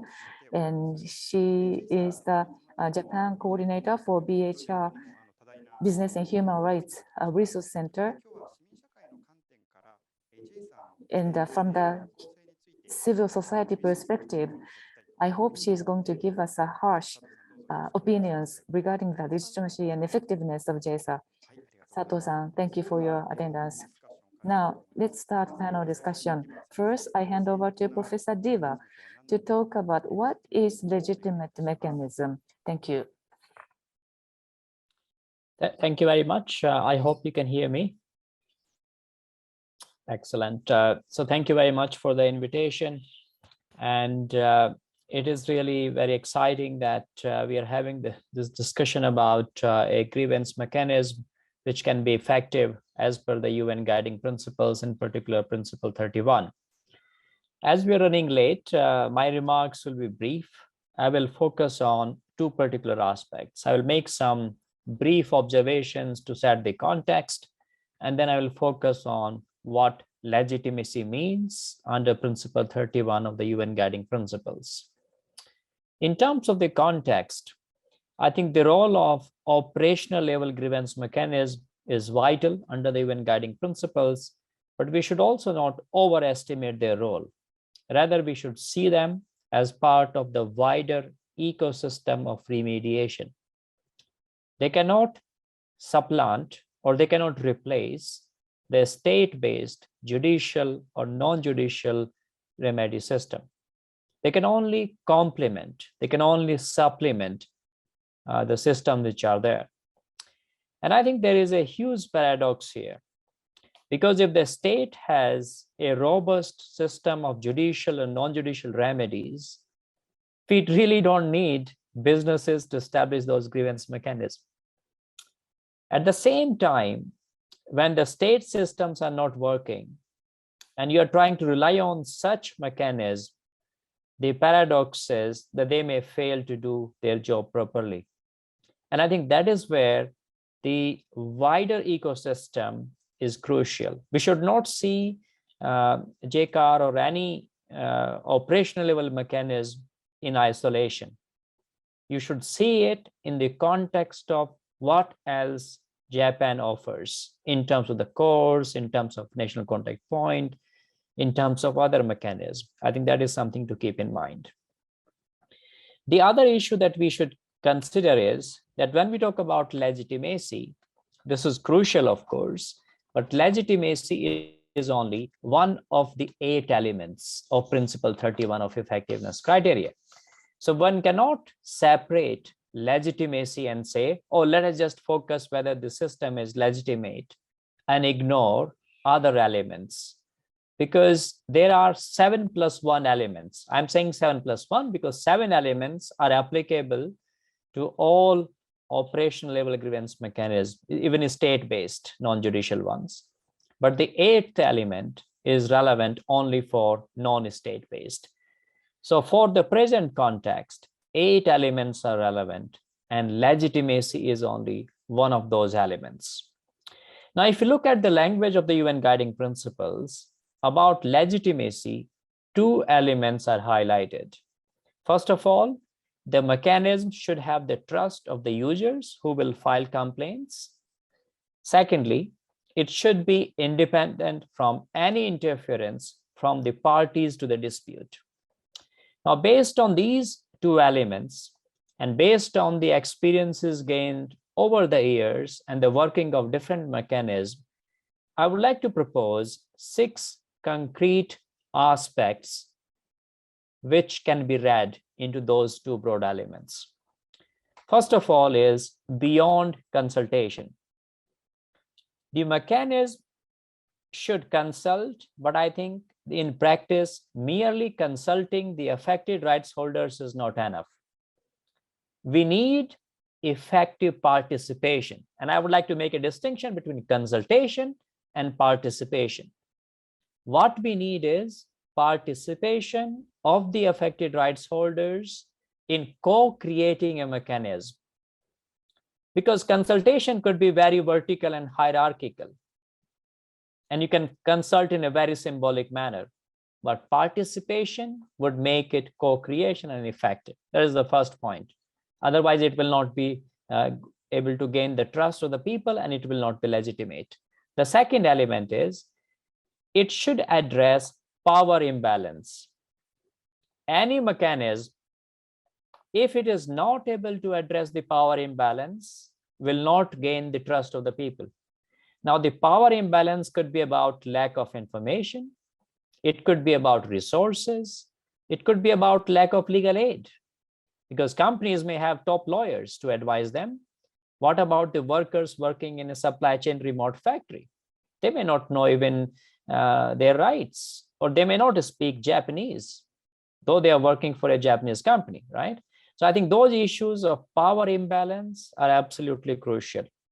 The third element is it should be independent. Now, if you look at Principle 31, independence is not mentioned expressly as one of the 8 criteria of effectiveness. And you may find this a bit surprising.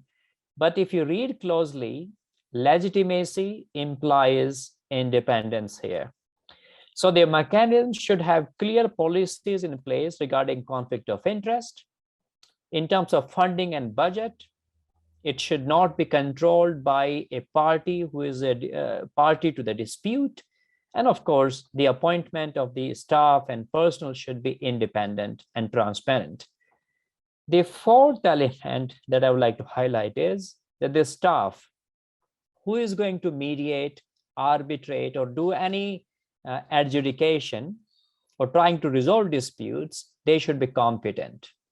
Because if you hire incompetent people who do not understand what UN guiding principles are or what OECD guidelines are, then this is not going to work in practice and people will lose trust in that system.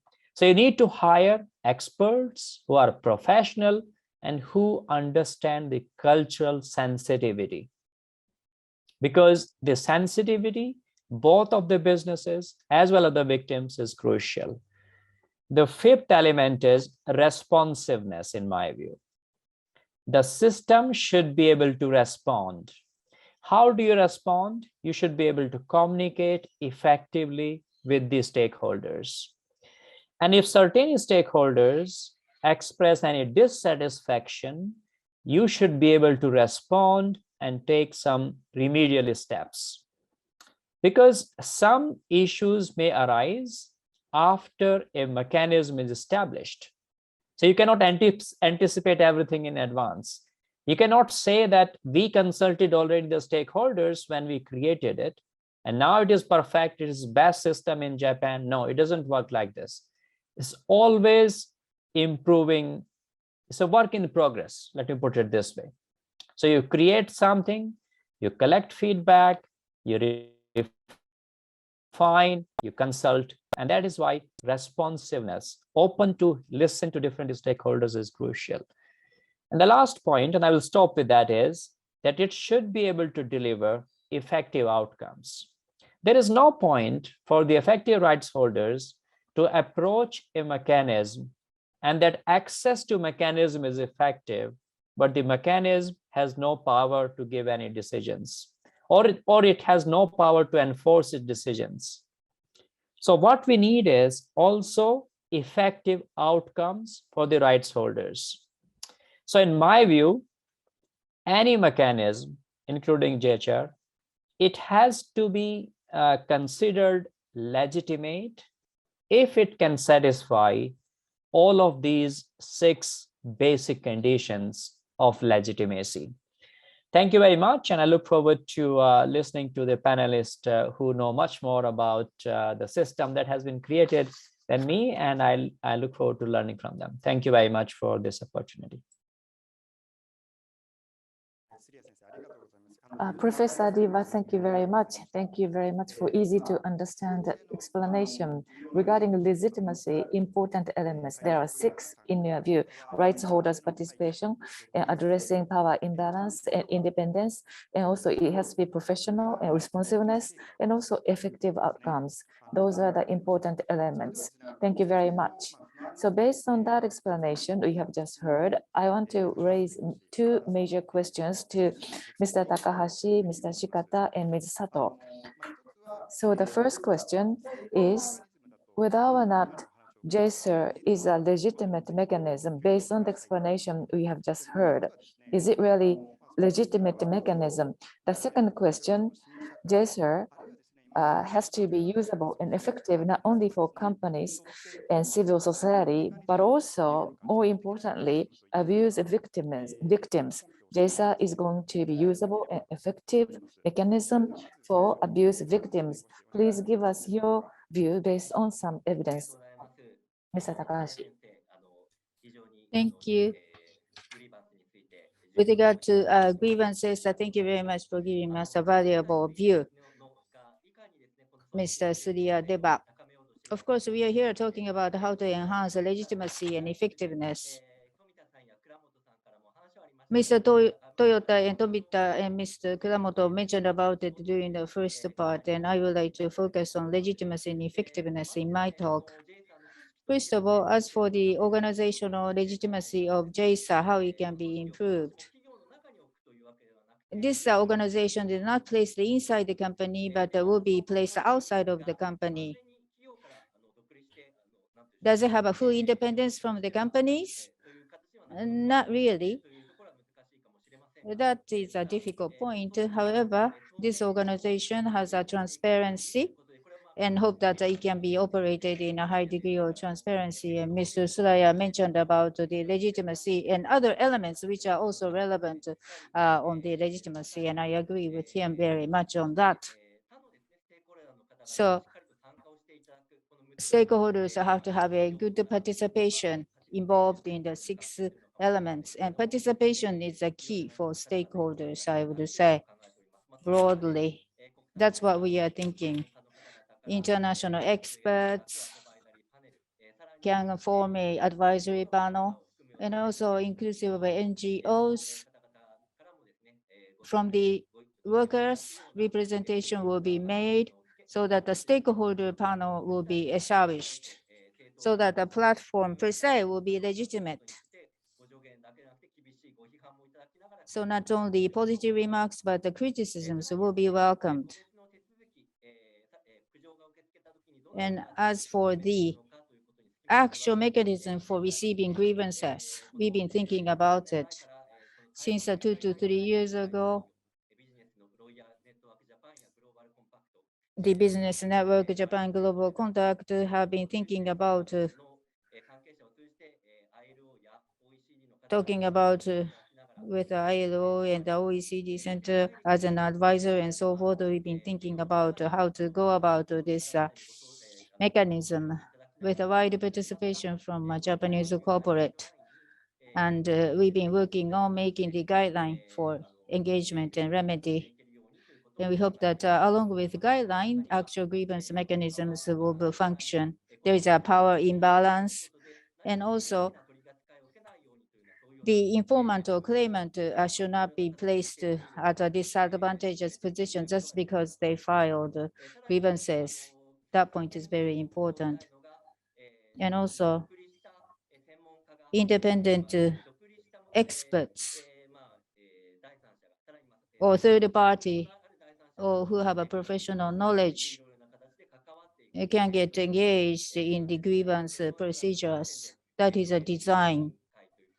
And the advisory mediation committee is being established. Advisory mediation committee, its job will be that when the grievances are accepted in accordance with the degree of importance of what has been claimed, advisory and mediation committee will come in. In the end, they would serve the benefit of the companies themselves, but they would accelerate and promote dialogue between the companies and the stakeholders, because in the end, that would benefit the interest of the companies in the end.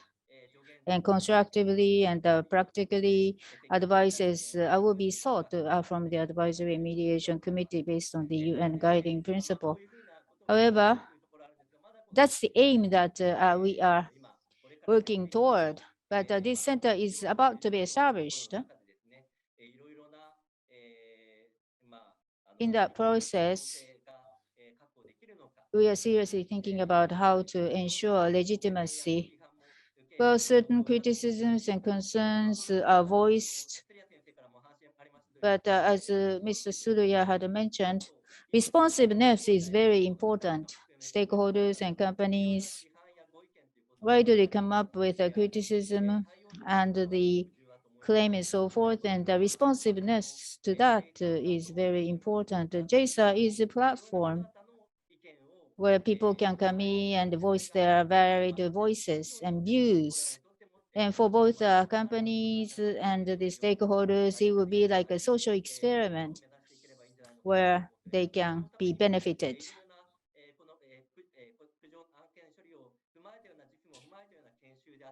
The training session can be organized, and the forum open to stakeholders like the one that we are having now is very useful. For individual cases, of their confidentiality that need to be kept and so forth, but for the practical side of processing each grievances, there are certain wisdom that can be collected in common for general reference. Thank you. Thank you very much, Mr. Takahashi. Regarding JSER, there is an advisory panel, stakeholder panel, and engagement and remedy guideline will be used as a basis, and also third-party advisory and mediation committee is provided. And therefore, the independence is to be ensured. And also, if there is a criticism, of course, the JSA is going to respond to that. So there is a mechanism in place for that.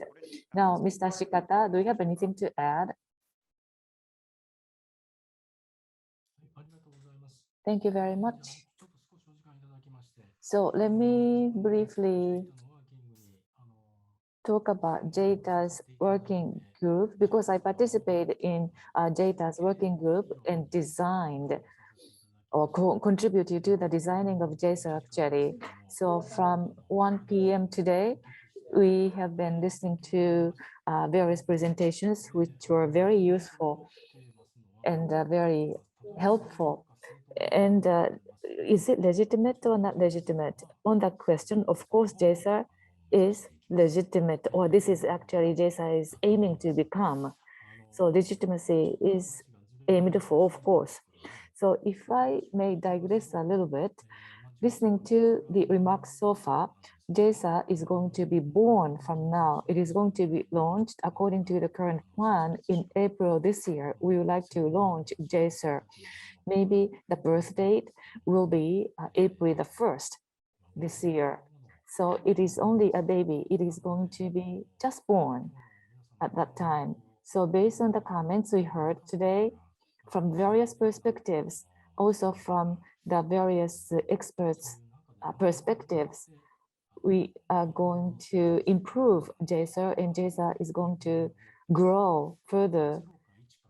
So it is not a binary question, yes or no question, black or white question. Rather, for company people, those who are engaged in JSA, and for user companies, if we have a binary approach, it will be highly challenging. That is a concern I sensed through the remarks earlier. We have been discussing about jessa extensively in various opportunities. So the recognition of issue is as follows. The UN Guiding Principle was launched more than 10 years ago, and since the adoption of the guiding principles, but the Japanese business circles commitment to business and human rights is not very much developed according to international views. However, viewed from companies' perspective, as was explained today, this is highly challenging. The theme present a very high bar for companies. That is why there is slow progress. So we would like to say that Japanese industry is making a progress and producing a outcome. This is what we would like to achieve. We want to say externally, that is the motivation for us to create jessa. Of course, in the beginning, jessa will not be a perfect organization. That would be very difficult. And also, if the bar goes up gradually, then there will be less number of companies who will be interested in jessa. So please be tolerant or please be supportive to jessa platform. So I would be appreciative if you can continue to provide cooperation and support. This is a frank view as a person who was involved in designing of jessa. The biggest feature of jessa, as Mr. Takahashi said, is existence of advisory board and stakeholder panel, and also the third-party involvement. So I think this is the highest, the most salient feature. So the companies on a standalone basis will not be able to come thus far on their own. This is going to be a very difficult. Therefore, jessa can provide a function, collective operational grievance mechanism, which cannot be provided by a single standalone company. So I think jessa can be legitimate in conducting engagement. We are going to use views of experts in conducting dialogue with the other party. And ILO person said that it shouldn't be suspended. I understand that. However, in the guiding principles, if the grievance mechanism cannot be influential, then it can be suspended. So it is expressly described. Therefore, I think there can be such a situation. However, if you operationalize such a mechanism, that's a question of timing. When are we going to make a judgment to that effect? There are some stakeholders that would say we should be early enough, or other stakeholders would say we have to delay the process. So there is a time lag among stakeholders. Those who are saying that early suspension is better, then this company's mechanism, grievance mechanism, would lead to criticism that mechanism is not working. So we have to be able to explain to those who say that. Therefore, in that case, we would be grateful if we can turn to experts. By turning experts, we can increase legitimacy of the platform. And another point, grievance or complaints. We have to close the cases through improvement measures, remedial measures. And we have to make it public after the closure. However, companies cannot make an arbitrary decision to close a case according to some people. So the experts' viewpoints would be very appreciated so that we can say the cases are closed. So jessa's biggest characteristic is such that there are multiple viewpoints and perspectives, including experts, to render remediation, and that would help raising legitimacy.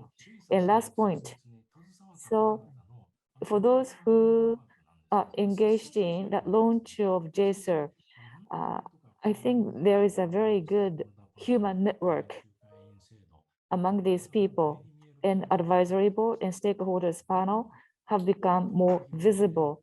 However, there are many companies who are struggling to provide such a mechanism on their own. So for those companies, we should not impose a very high bar right from the beginning to these companies. I don't know if it is appropriate to say this, but we should not disadvantage those who are very sincere and honest, because if we do that too excessively, we will not discourage companies to make efforts. So rather, we should be more supportive to companies who are struggling to establish their own grievance mechanisms. So please render support to those companies.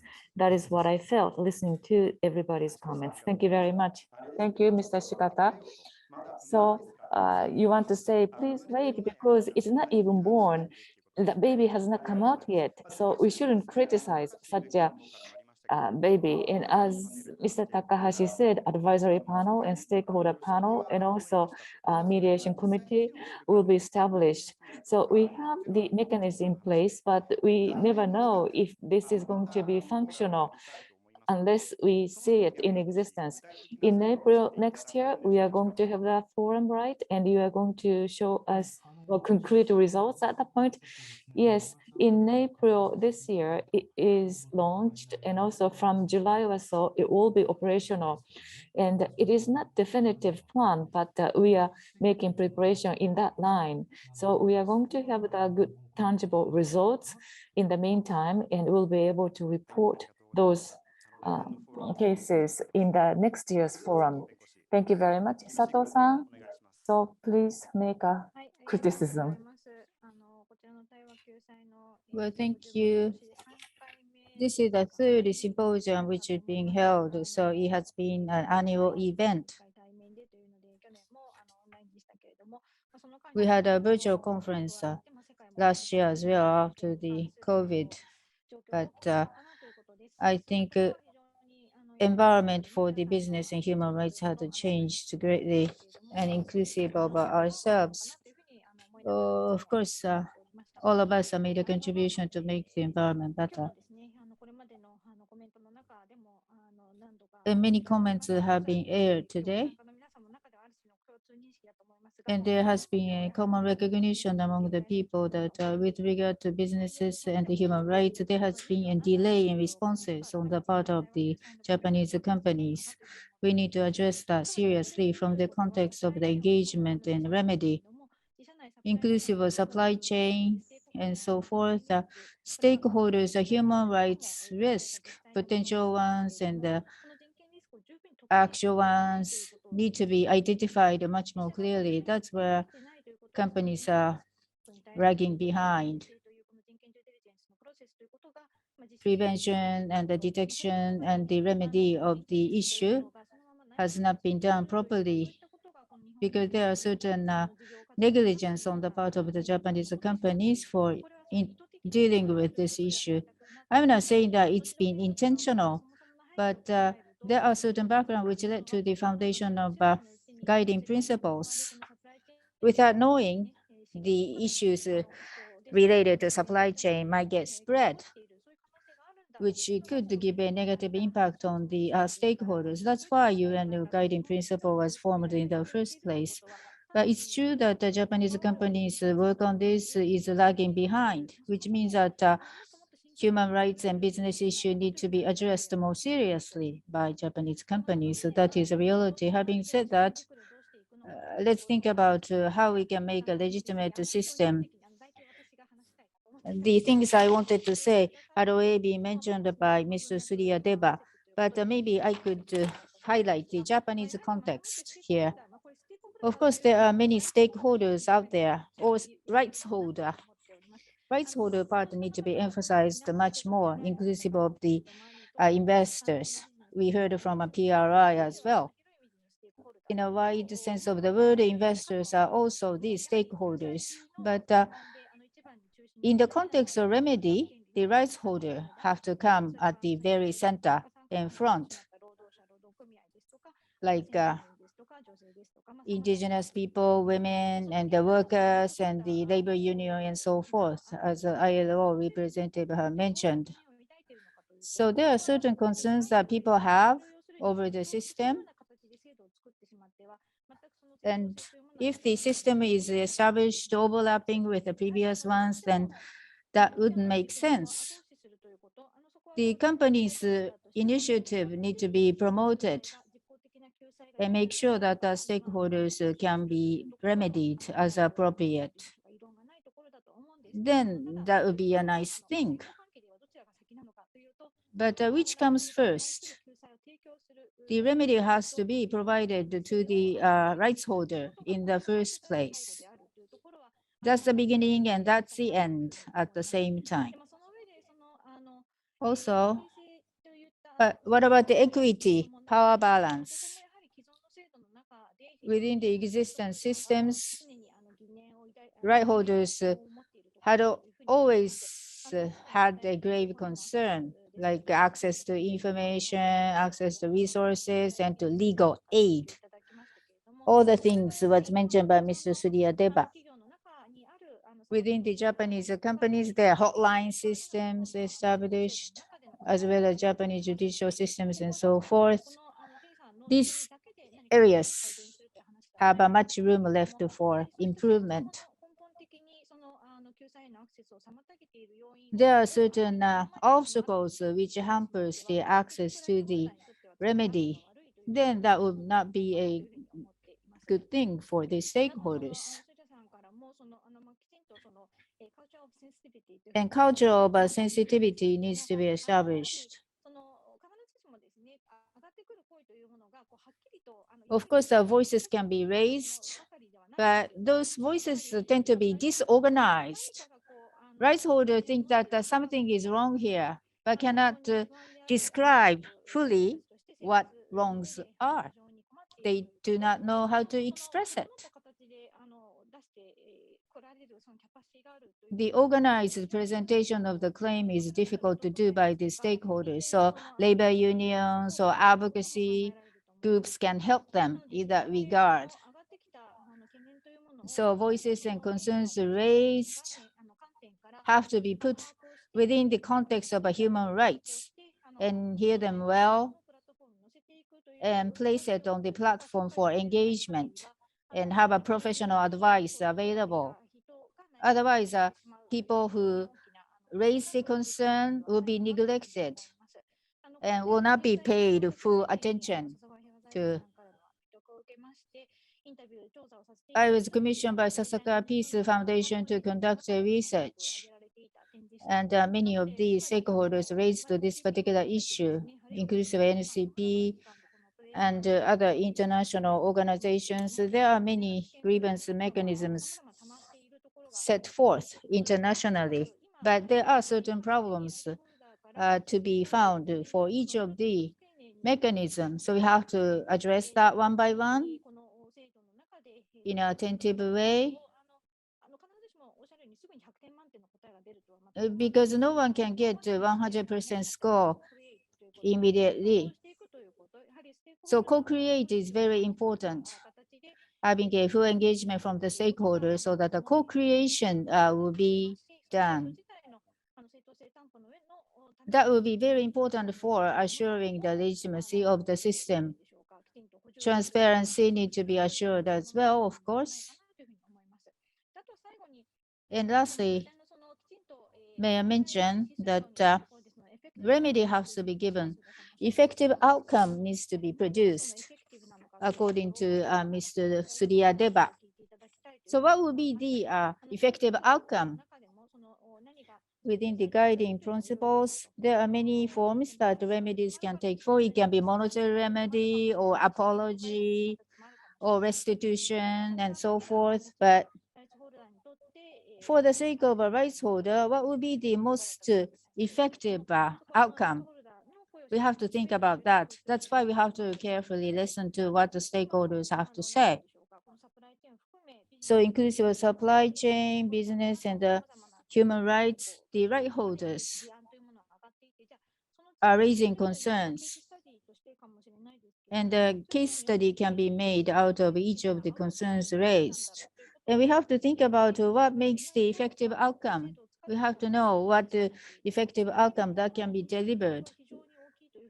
We have to know that, otherwise a big gap will be left.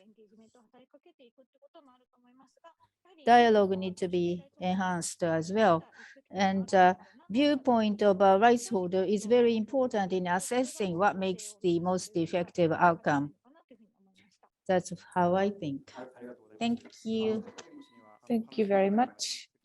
As you said in Ms. Sato's remarks, the effective grievance mechanism, on the point you conducted a survey. So actually, based on the result of this survey, right from the beginning, we cannot give a 100-point score. However, the results have to prove legitimacy.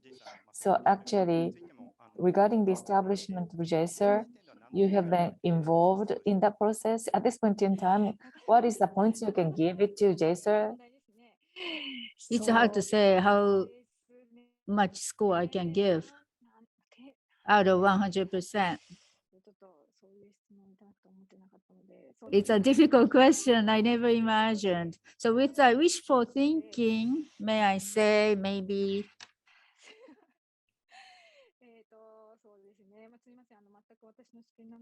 so sorry, it's totally out of the blue. Maybe 40 out of 100 at this time. Thank you very much. 40 points. Is it high or low? I don't know. I thought you would say higher number though. So for Shikata-san, in terms of points, did you think, how many points did you want to get? The organization is yet to be born, so 100% is something I cannot give immediately. So we have to see how it would evolve. So we have to see. I cannot answer at this time. How about Shikata-san? Would you like to say anything? Yes, 40 points, Ms. Sato. I support that view. So conversely speaking, there is a room for improvement, a lot of room for improvement. That's good. Thank you very much. 40 points. So in the next year's forum, I may ask you the same question in 1 year to come. Maybe you aim for 60 points? Yes, thank you very much. So because of the time constraints, let me move on to the second question. So effectiveness and usefulness was separated from legitimacy in the beginning. However, listening to Professor Diva's comment, I think they are interrelated. Effectiveness and legitimacy can fall into the same category. So maybe I didn't have to separate the question into the two. So the companies and civil society and experts like Mr. Takahashi, from the experts' perspective, maybe different stakeholders have a different expectations to JSONs. What kind of expectation do these group of people have? In order to respond to expectations, what needs to be done? So could you answer that question? So please be brief. First, I want to start with Shikata-san. Yes, thank you. Is it going to be effective or useful from the perspective? I would like to say something. I think that has to be achieved actually. And as maybe this is the extension of the earlier discussion, the position or stance of JSR. JSR has to be independent. And because of the guiding principle 31, independence is called for. I understand that. So for the time being, maybe it is going to be born on the 1st of April. At that time, independence from that perspective, maybe I don't know it is going to be fully independent at that point in time. First, in terms of its position to companies, the mechanism, companies have, we are going to help companies to implement their own mechanism. The objective of corporate mechanism is to remedy the situation. Therefore, maybe JSA's objective is to provide an indirect support. However, I think that is the starting point when JSA is going to be born. I think that is the format. This is how we have been discussing. So how we are going to interpret that is another question. So in that sense, primarily, companies are expected to use the mechanism, maybe their own mechanism or JSA's mechanism. So in using such a mechanism, from the perspective of the mechanism effective, I think there'll be challenges we are going to face. Otherwise, the mechanism will not be sustainable.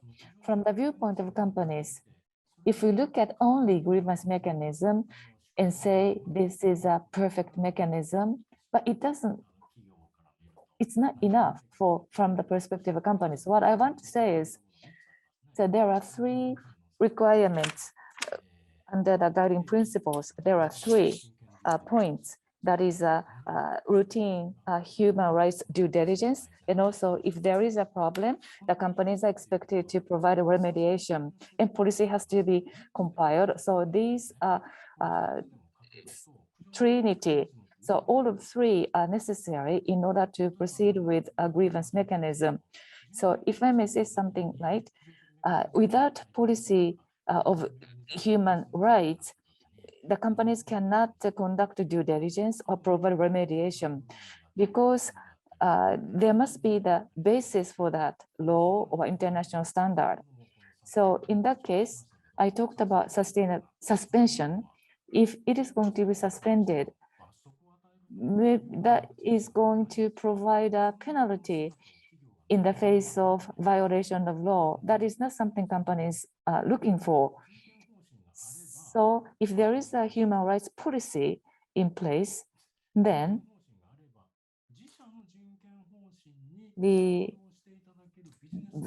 those business partners who agree to their policies are the suppliers, and they work together to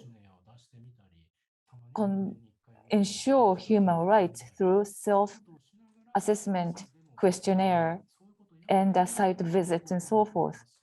Even through such efforts, if we find problems, then timely remediation is necessary. So this is a flow of actions.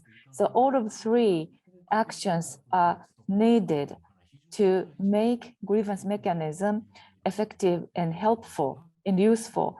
So all three has to be implemented together. Thank you very much.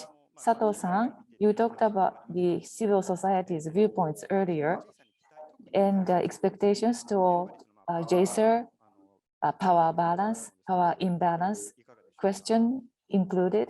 What is your view? Well, thank you for the question. So what are the barriers for engagement and the remedy? So impediments need to be removed one by one. So that awaits the future discussion, but rights holders have to be able to raise their voices properly. Environment conducive to that need to be set up. We've been discussing this based on direct experience. For companies, at the potential level, it's very important for the stakeholders to raise concern in advance. That's what guiding principles are talking about: preventive, precautionary measure so that it won't become a bigger issue. And that would be good for stakeholders as well as for companies, so they can mitigate the eventual risk. So that's desirable. For that, rights holders need to know what rights they have and how to exercise their rights. So they need to be educated in advance. What kind of assertion rights holders are able to make? The capacity building and empowerment on the part of stakeholders will be very important, and I'm sure that will be done through the mechanism. And the stakeholders and rights holders have to become trustful of the entire mechanism and be decent.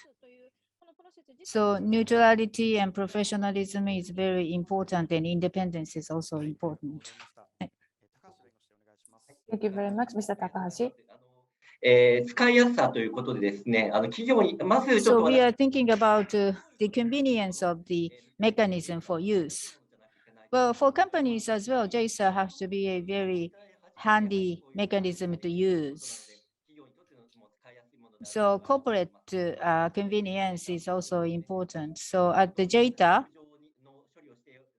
how the grievances should be responded to have been seriously considered based on the international standard. So we hope we can give advices to companies in regards to the international standard. And collectively, companies can also raise their influence as well. And the stakeholders together in a collective way, people can really look at how to make the mechanism more convenient.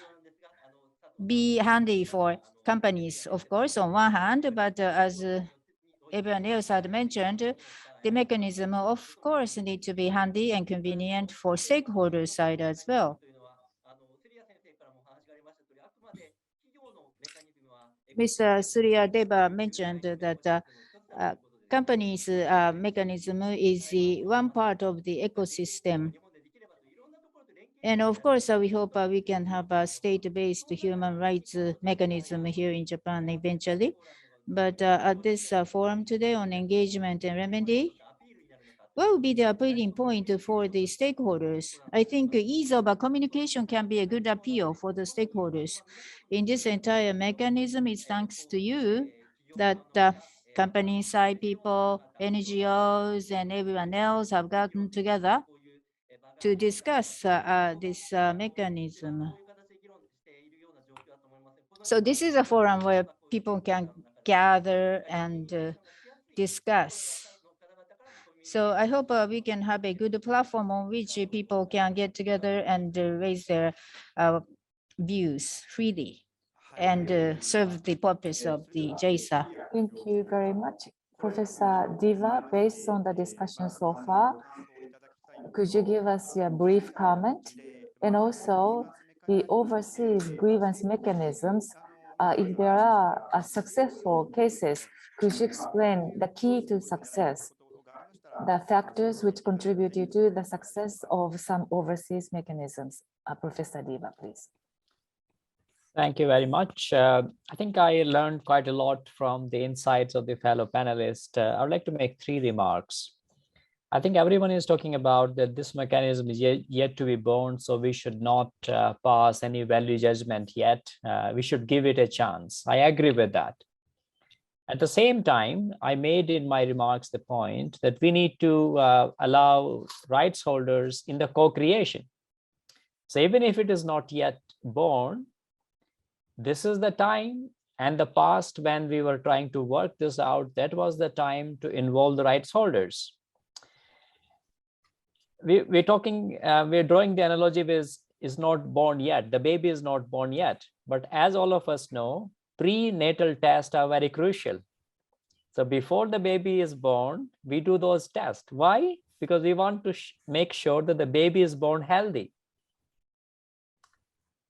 And I hope that the drafting committee and all the participants did those tests to ensure that when the baby is born in April and starts working in July, it is up to speed. It does not fail at the outset. That is my first point. The second point is, it was very interesting that you asked the question about how many points, right? As a professor, I give points all the time at the school, right? With the students when they write essays or do assignments. But my point is that no remedy mechanism is perfect in the world. So it's almost impossible to get 100 score. It's impossible. I mean, you can aspire to be perfect, but it is almost going to be an impossible task. What is crucial though is that this mechanism, JCAR, is able to adapt and evolve and change fast because of the criticism it gets from civil society, trade unions, and the rights holders. It should not turn blind eyes to those criticisms. Rather, it should invite criticism, which is constructive. I mean, people can criticize everything for the sake of it, but what we should encourage is constructive criticism. Suggestions, how can we make it better? How can we improve it, right? And my last point is advisory board that was mentioned.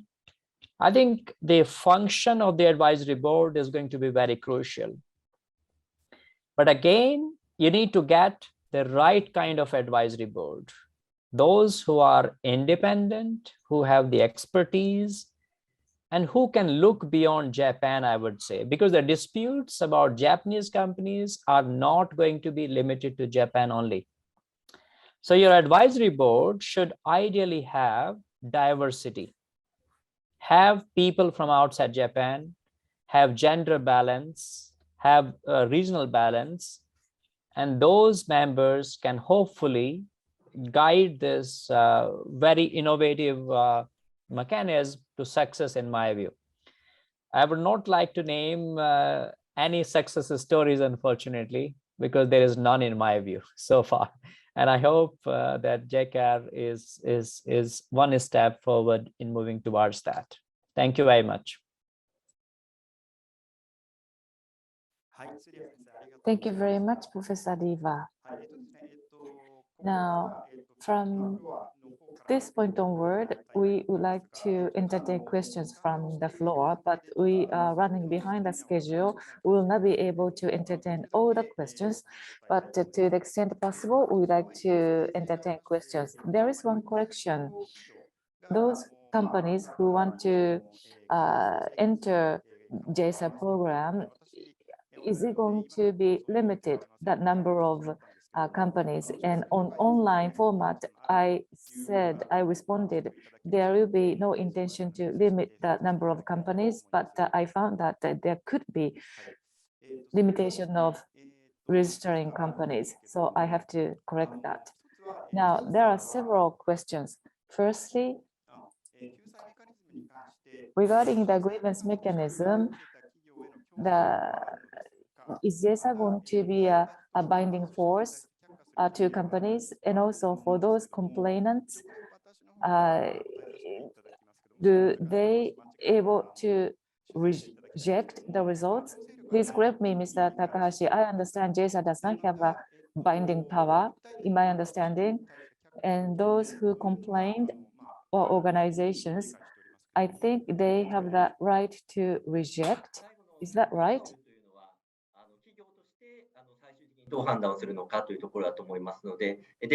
Dismissal. That is to be done by the companies, but the advisory and mediation committee would come in.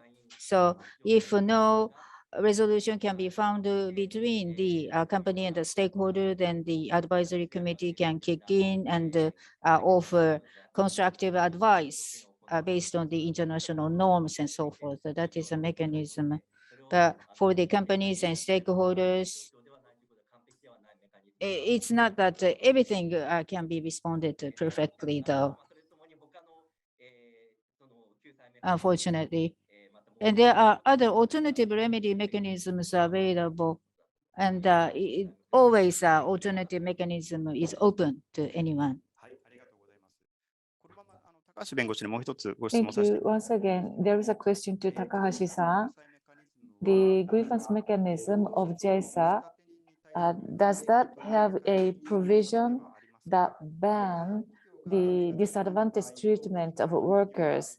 And the other party, if this is a member company or non-member company, such a provision applies differently. Well, thank you for the question.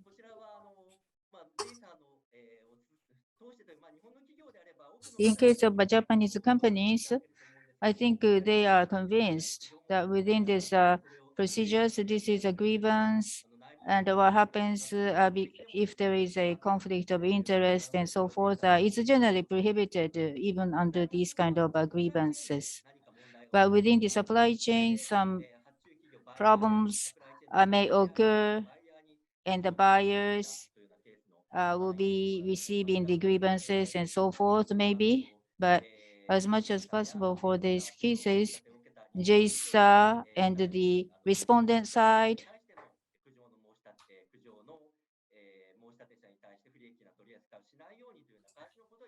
have to be careful so that no adverse impact will be given to the complainant themselves. Thank you very much. Maybe one more question to Professor Diva. The jessa grievance mechanism as a collective grievance mechanism, and it was explained that such a mechanism is quite rare in international scenes. So in overseas, usually individual companies provide grievance mechanism rather than collective mechanism. No, I think we have all possibilities. We have many multinational corporations that have established individual grievance mechanism. We also have sector-specific grievance mechanism. For instance, the palm oil industry, RSPO, has well-established grievance mechanism. We also have multi-stakeholder grievance mechanism like Fair Labor Association. So it's not, there are plenty of experiments going on all over the world, which are sector-specific, region-specific, particular industry-specific, or for particular company. But I think I would say all of us are learning from it because this is a new domain. And I think what we should also be aware that this is, in a way, is we're talking about privatization of justice, because justice and dispute resolution is essentially a state function. So what we are saying here is that instead of the government agencies and institutions getting involved, we are outsourcing it and we are letting the private actors play a crucial role. That is what we're talking about. Now, this has been happening in the past as well, but the crucial thing is that here we're talking about not a dispute between two individuals in a village or in a town. We're talking about a dispute between a corporation, which is likely, not always, but likely to have more power, and an affected community member or rights holder who is disempowered in many cases and could not be perhaps in the same location. So it could be also a transnational dispute, right? And I think that is going to make it challenging for any grievance mechanism, including JCAR. But I think we need to keep working and see if we can make this experiment at least a decent success, if not complete success. Thank you.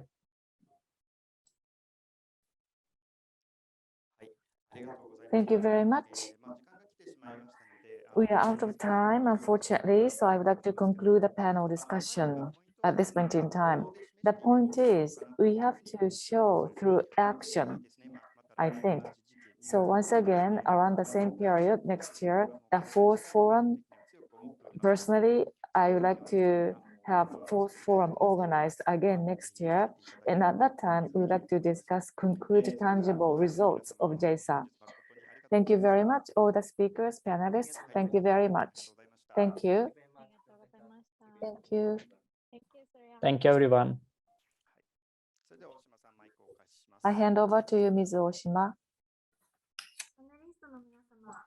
Panelists, Dr. Ueda, thank you very much.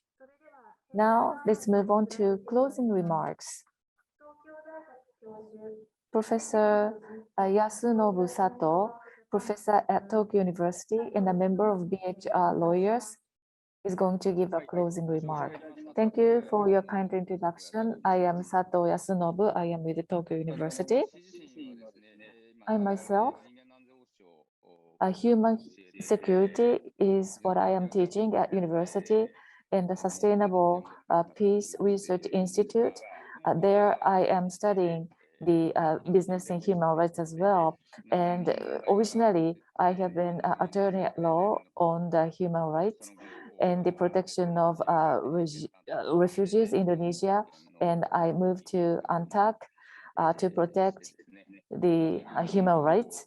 So in such a process, in Cambodia and other developing countries, I have been trying to encourage Japanese companies to move there in order to improve human rights status. And and then the transition economies after the collapse of Soviet Union, EBRA, I moved to that organization. That is to say, the improvement of human rights and the democratization, something I was involved in. That is why I would like to give 2 to 3 remarks based on my experience. Now, already we have been having a diverse discussion, but with the participation of diverse speakers, and I felt empathetic. And what I wanted to say was actually covered by Professor Diva as a whole. And in the area of labor, of course, our focus is on the human rights of workers. However, as you can easily imagine, Cambodia and today's Myanmar, the human rights in developing countries are political, structural issues as well. Rather than the exploitation of workers, workers there are struggling with poverty and they have to earn their day-to-day living. That's why we see child labor and forced labor. Once you set your step into that, there is a land conflict and other structural issues, political issues, particular to developing countries. Then when it comes to remedy, we receive pressure from those parties. And the politicians would say that this is an infringement of sovereignty of the country, and the businesses would be put in a very disadvantageous position. So as was explained earlier, not only state, but also the non-state format can make a contribution to improve human rights status. That was the starting point. However, conversely speaking, in order to defend companies, as Mr. Tanaka of ILO said, as is often seen in developing countries, such problems are hidden. Child labor occurs, and children are victims of human rights abuse through human trafficking and so forth. And such problems become informalized because this is based on market. So the victims of human rights abuse are often hidden in the background. So how are we going to address such an issue which are not really visible? This is a big challenge. So in view of the reality of international politics, we have to give various considerations. As the director from the METI said, we have to seek coordination with developing countries as well, like Cambodia, Myanmar, and China. And Japanese companies' lifeline is a supply chain, and their supply chain are heavily embedded in Asia. So Japanese companies are facing human rights issues, and by the introduction of a soft law practice from Western countries, sometimes it makes it more difficult for companies to do business. But if they do not address the issues, the problems get aggravated, and the problems are hidden deeper underground. The Japanese companies have a long-term perspective, and by Japanese companies entering into the markets, they can make contribution to the improvement of human rights status. That kind of contribution is important. So I think human rights related practice should be turned into hard law, and also the grievance mechanism has to be provided. However, at the same time, as the side effect of that, there are things which are not covered by such a rigid framework. Of course, there is no correct answer to legitimacy. So still, we are going through trials and errors, and we are still groping in the dark. And as Professor Diva said, by international standard, I think our approach is quite new. And this is going to be only the sky is the limit. So there will be a huge room for improvement. So we should continue to have a challenging spirit. And Ms. Akiko said she can only give 40 points. That is quite harsh. But I think we need to have a value judgment perspective that could encourage and support companies. That is why, together with other members of DHR lawyers, the company's human security index that is provided to you in the chat box as a material. So please refer to that. When it comes to business and human rights, we try to eliminate those companies who are not on good record. However, conversely, when it comes to human security, came in 1994 after the Cold War ended. So it is before the UN guiding principles.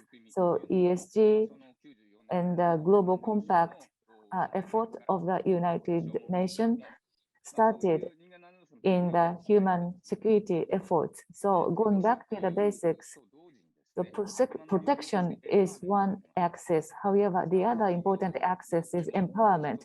Those are the two wheels of the cart. So including those on the ground in that region have to be empowered. So ESG's concept is not leaving anyone behind.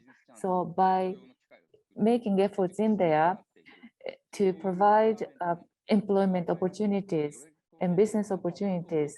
So I think the perspective to judge how much contribution the company is making in the empowerment area. So I think empowerment can be another wheel of a card. It's very difficult to make indicators for this. However, in October last year, we made a proposal which is being translated into English.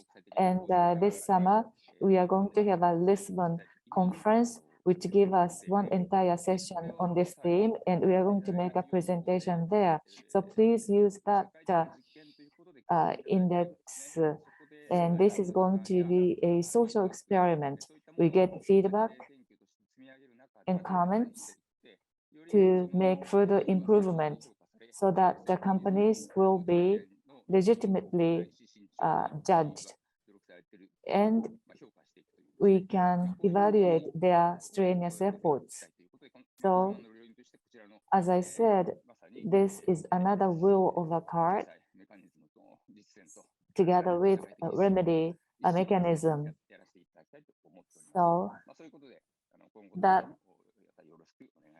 I would like to seek your continued support going forward. Thank you very much for your hard work today. Thank you. Professor Sato, thank you very much. Thank you very much for attending this seminar today.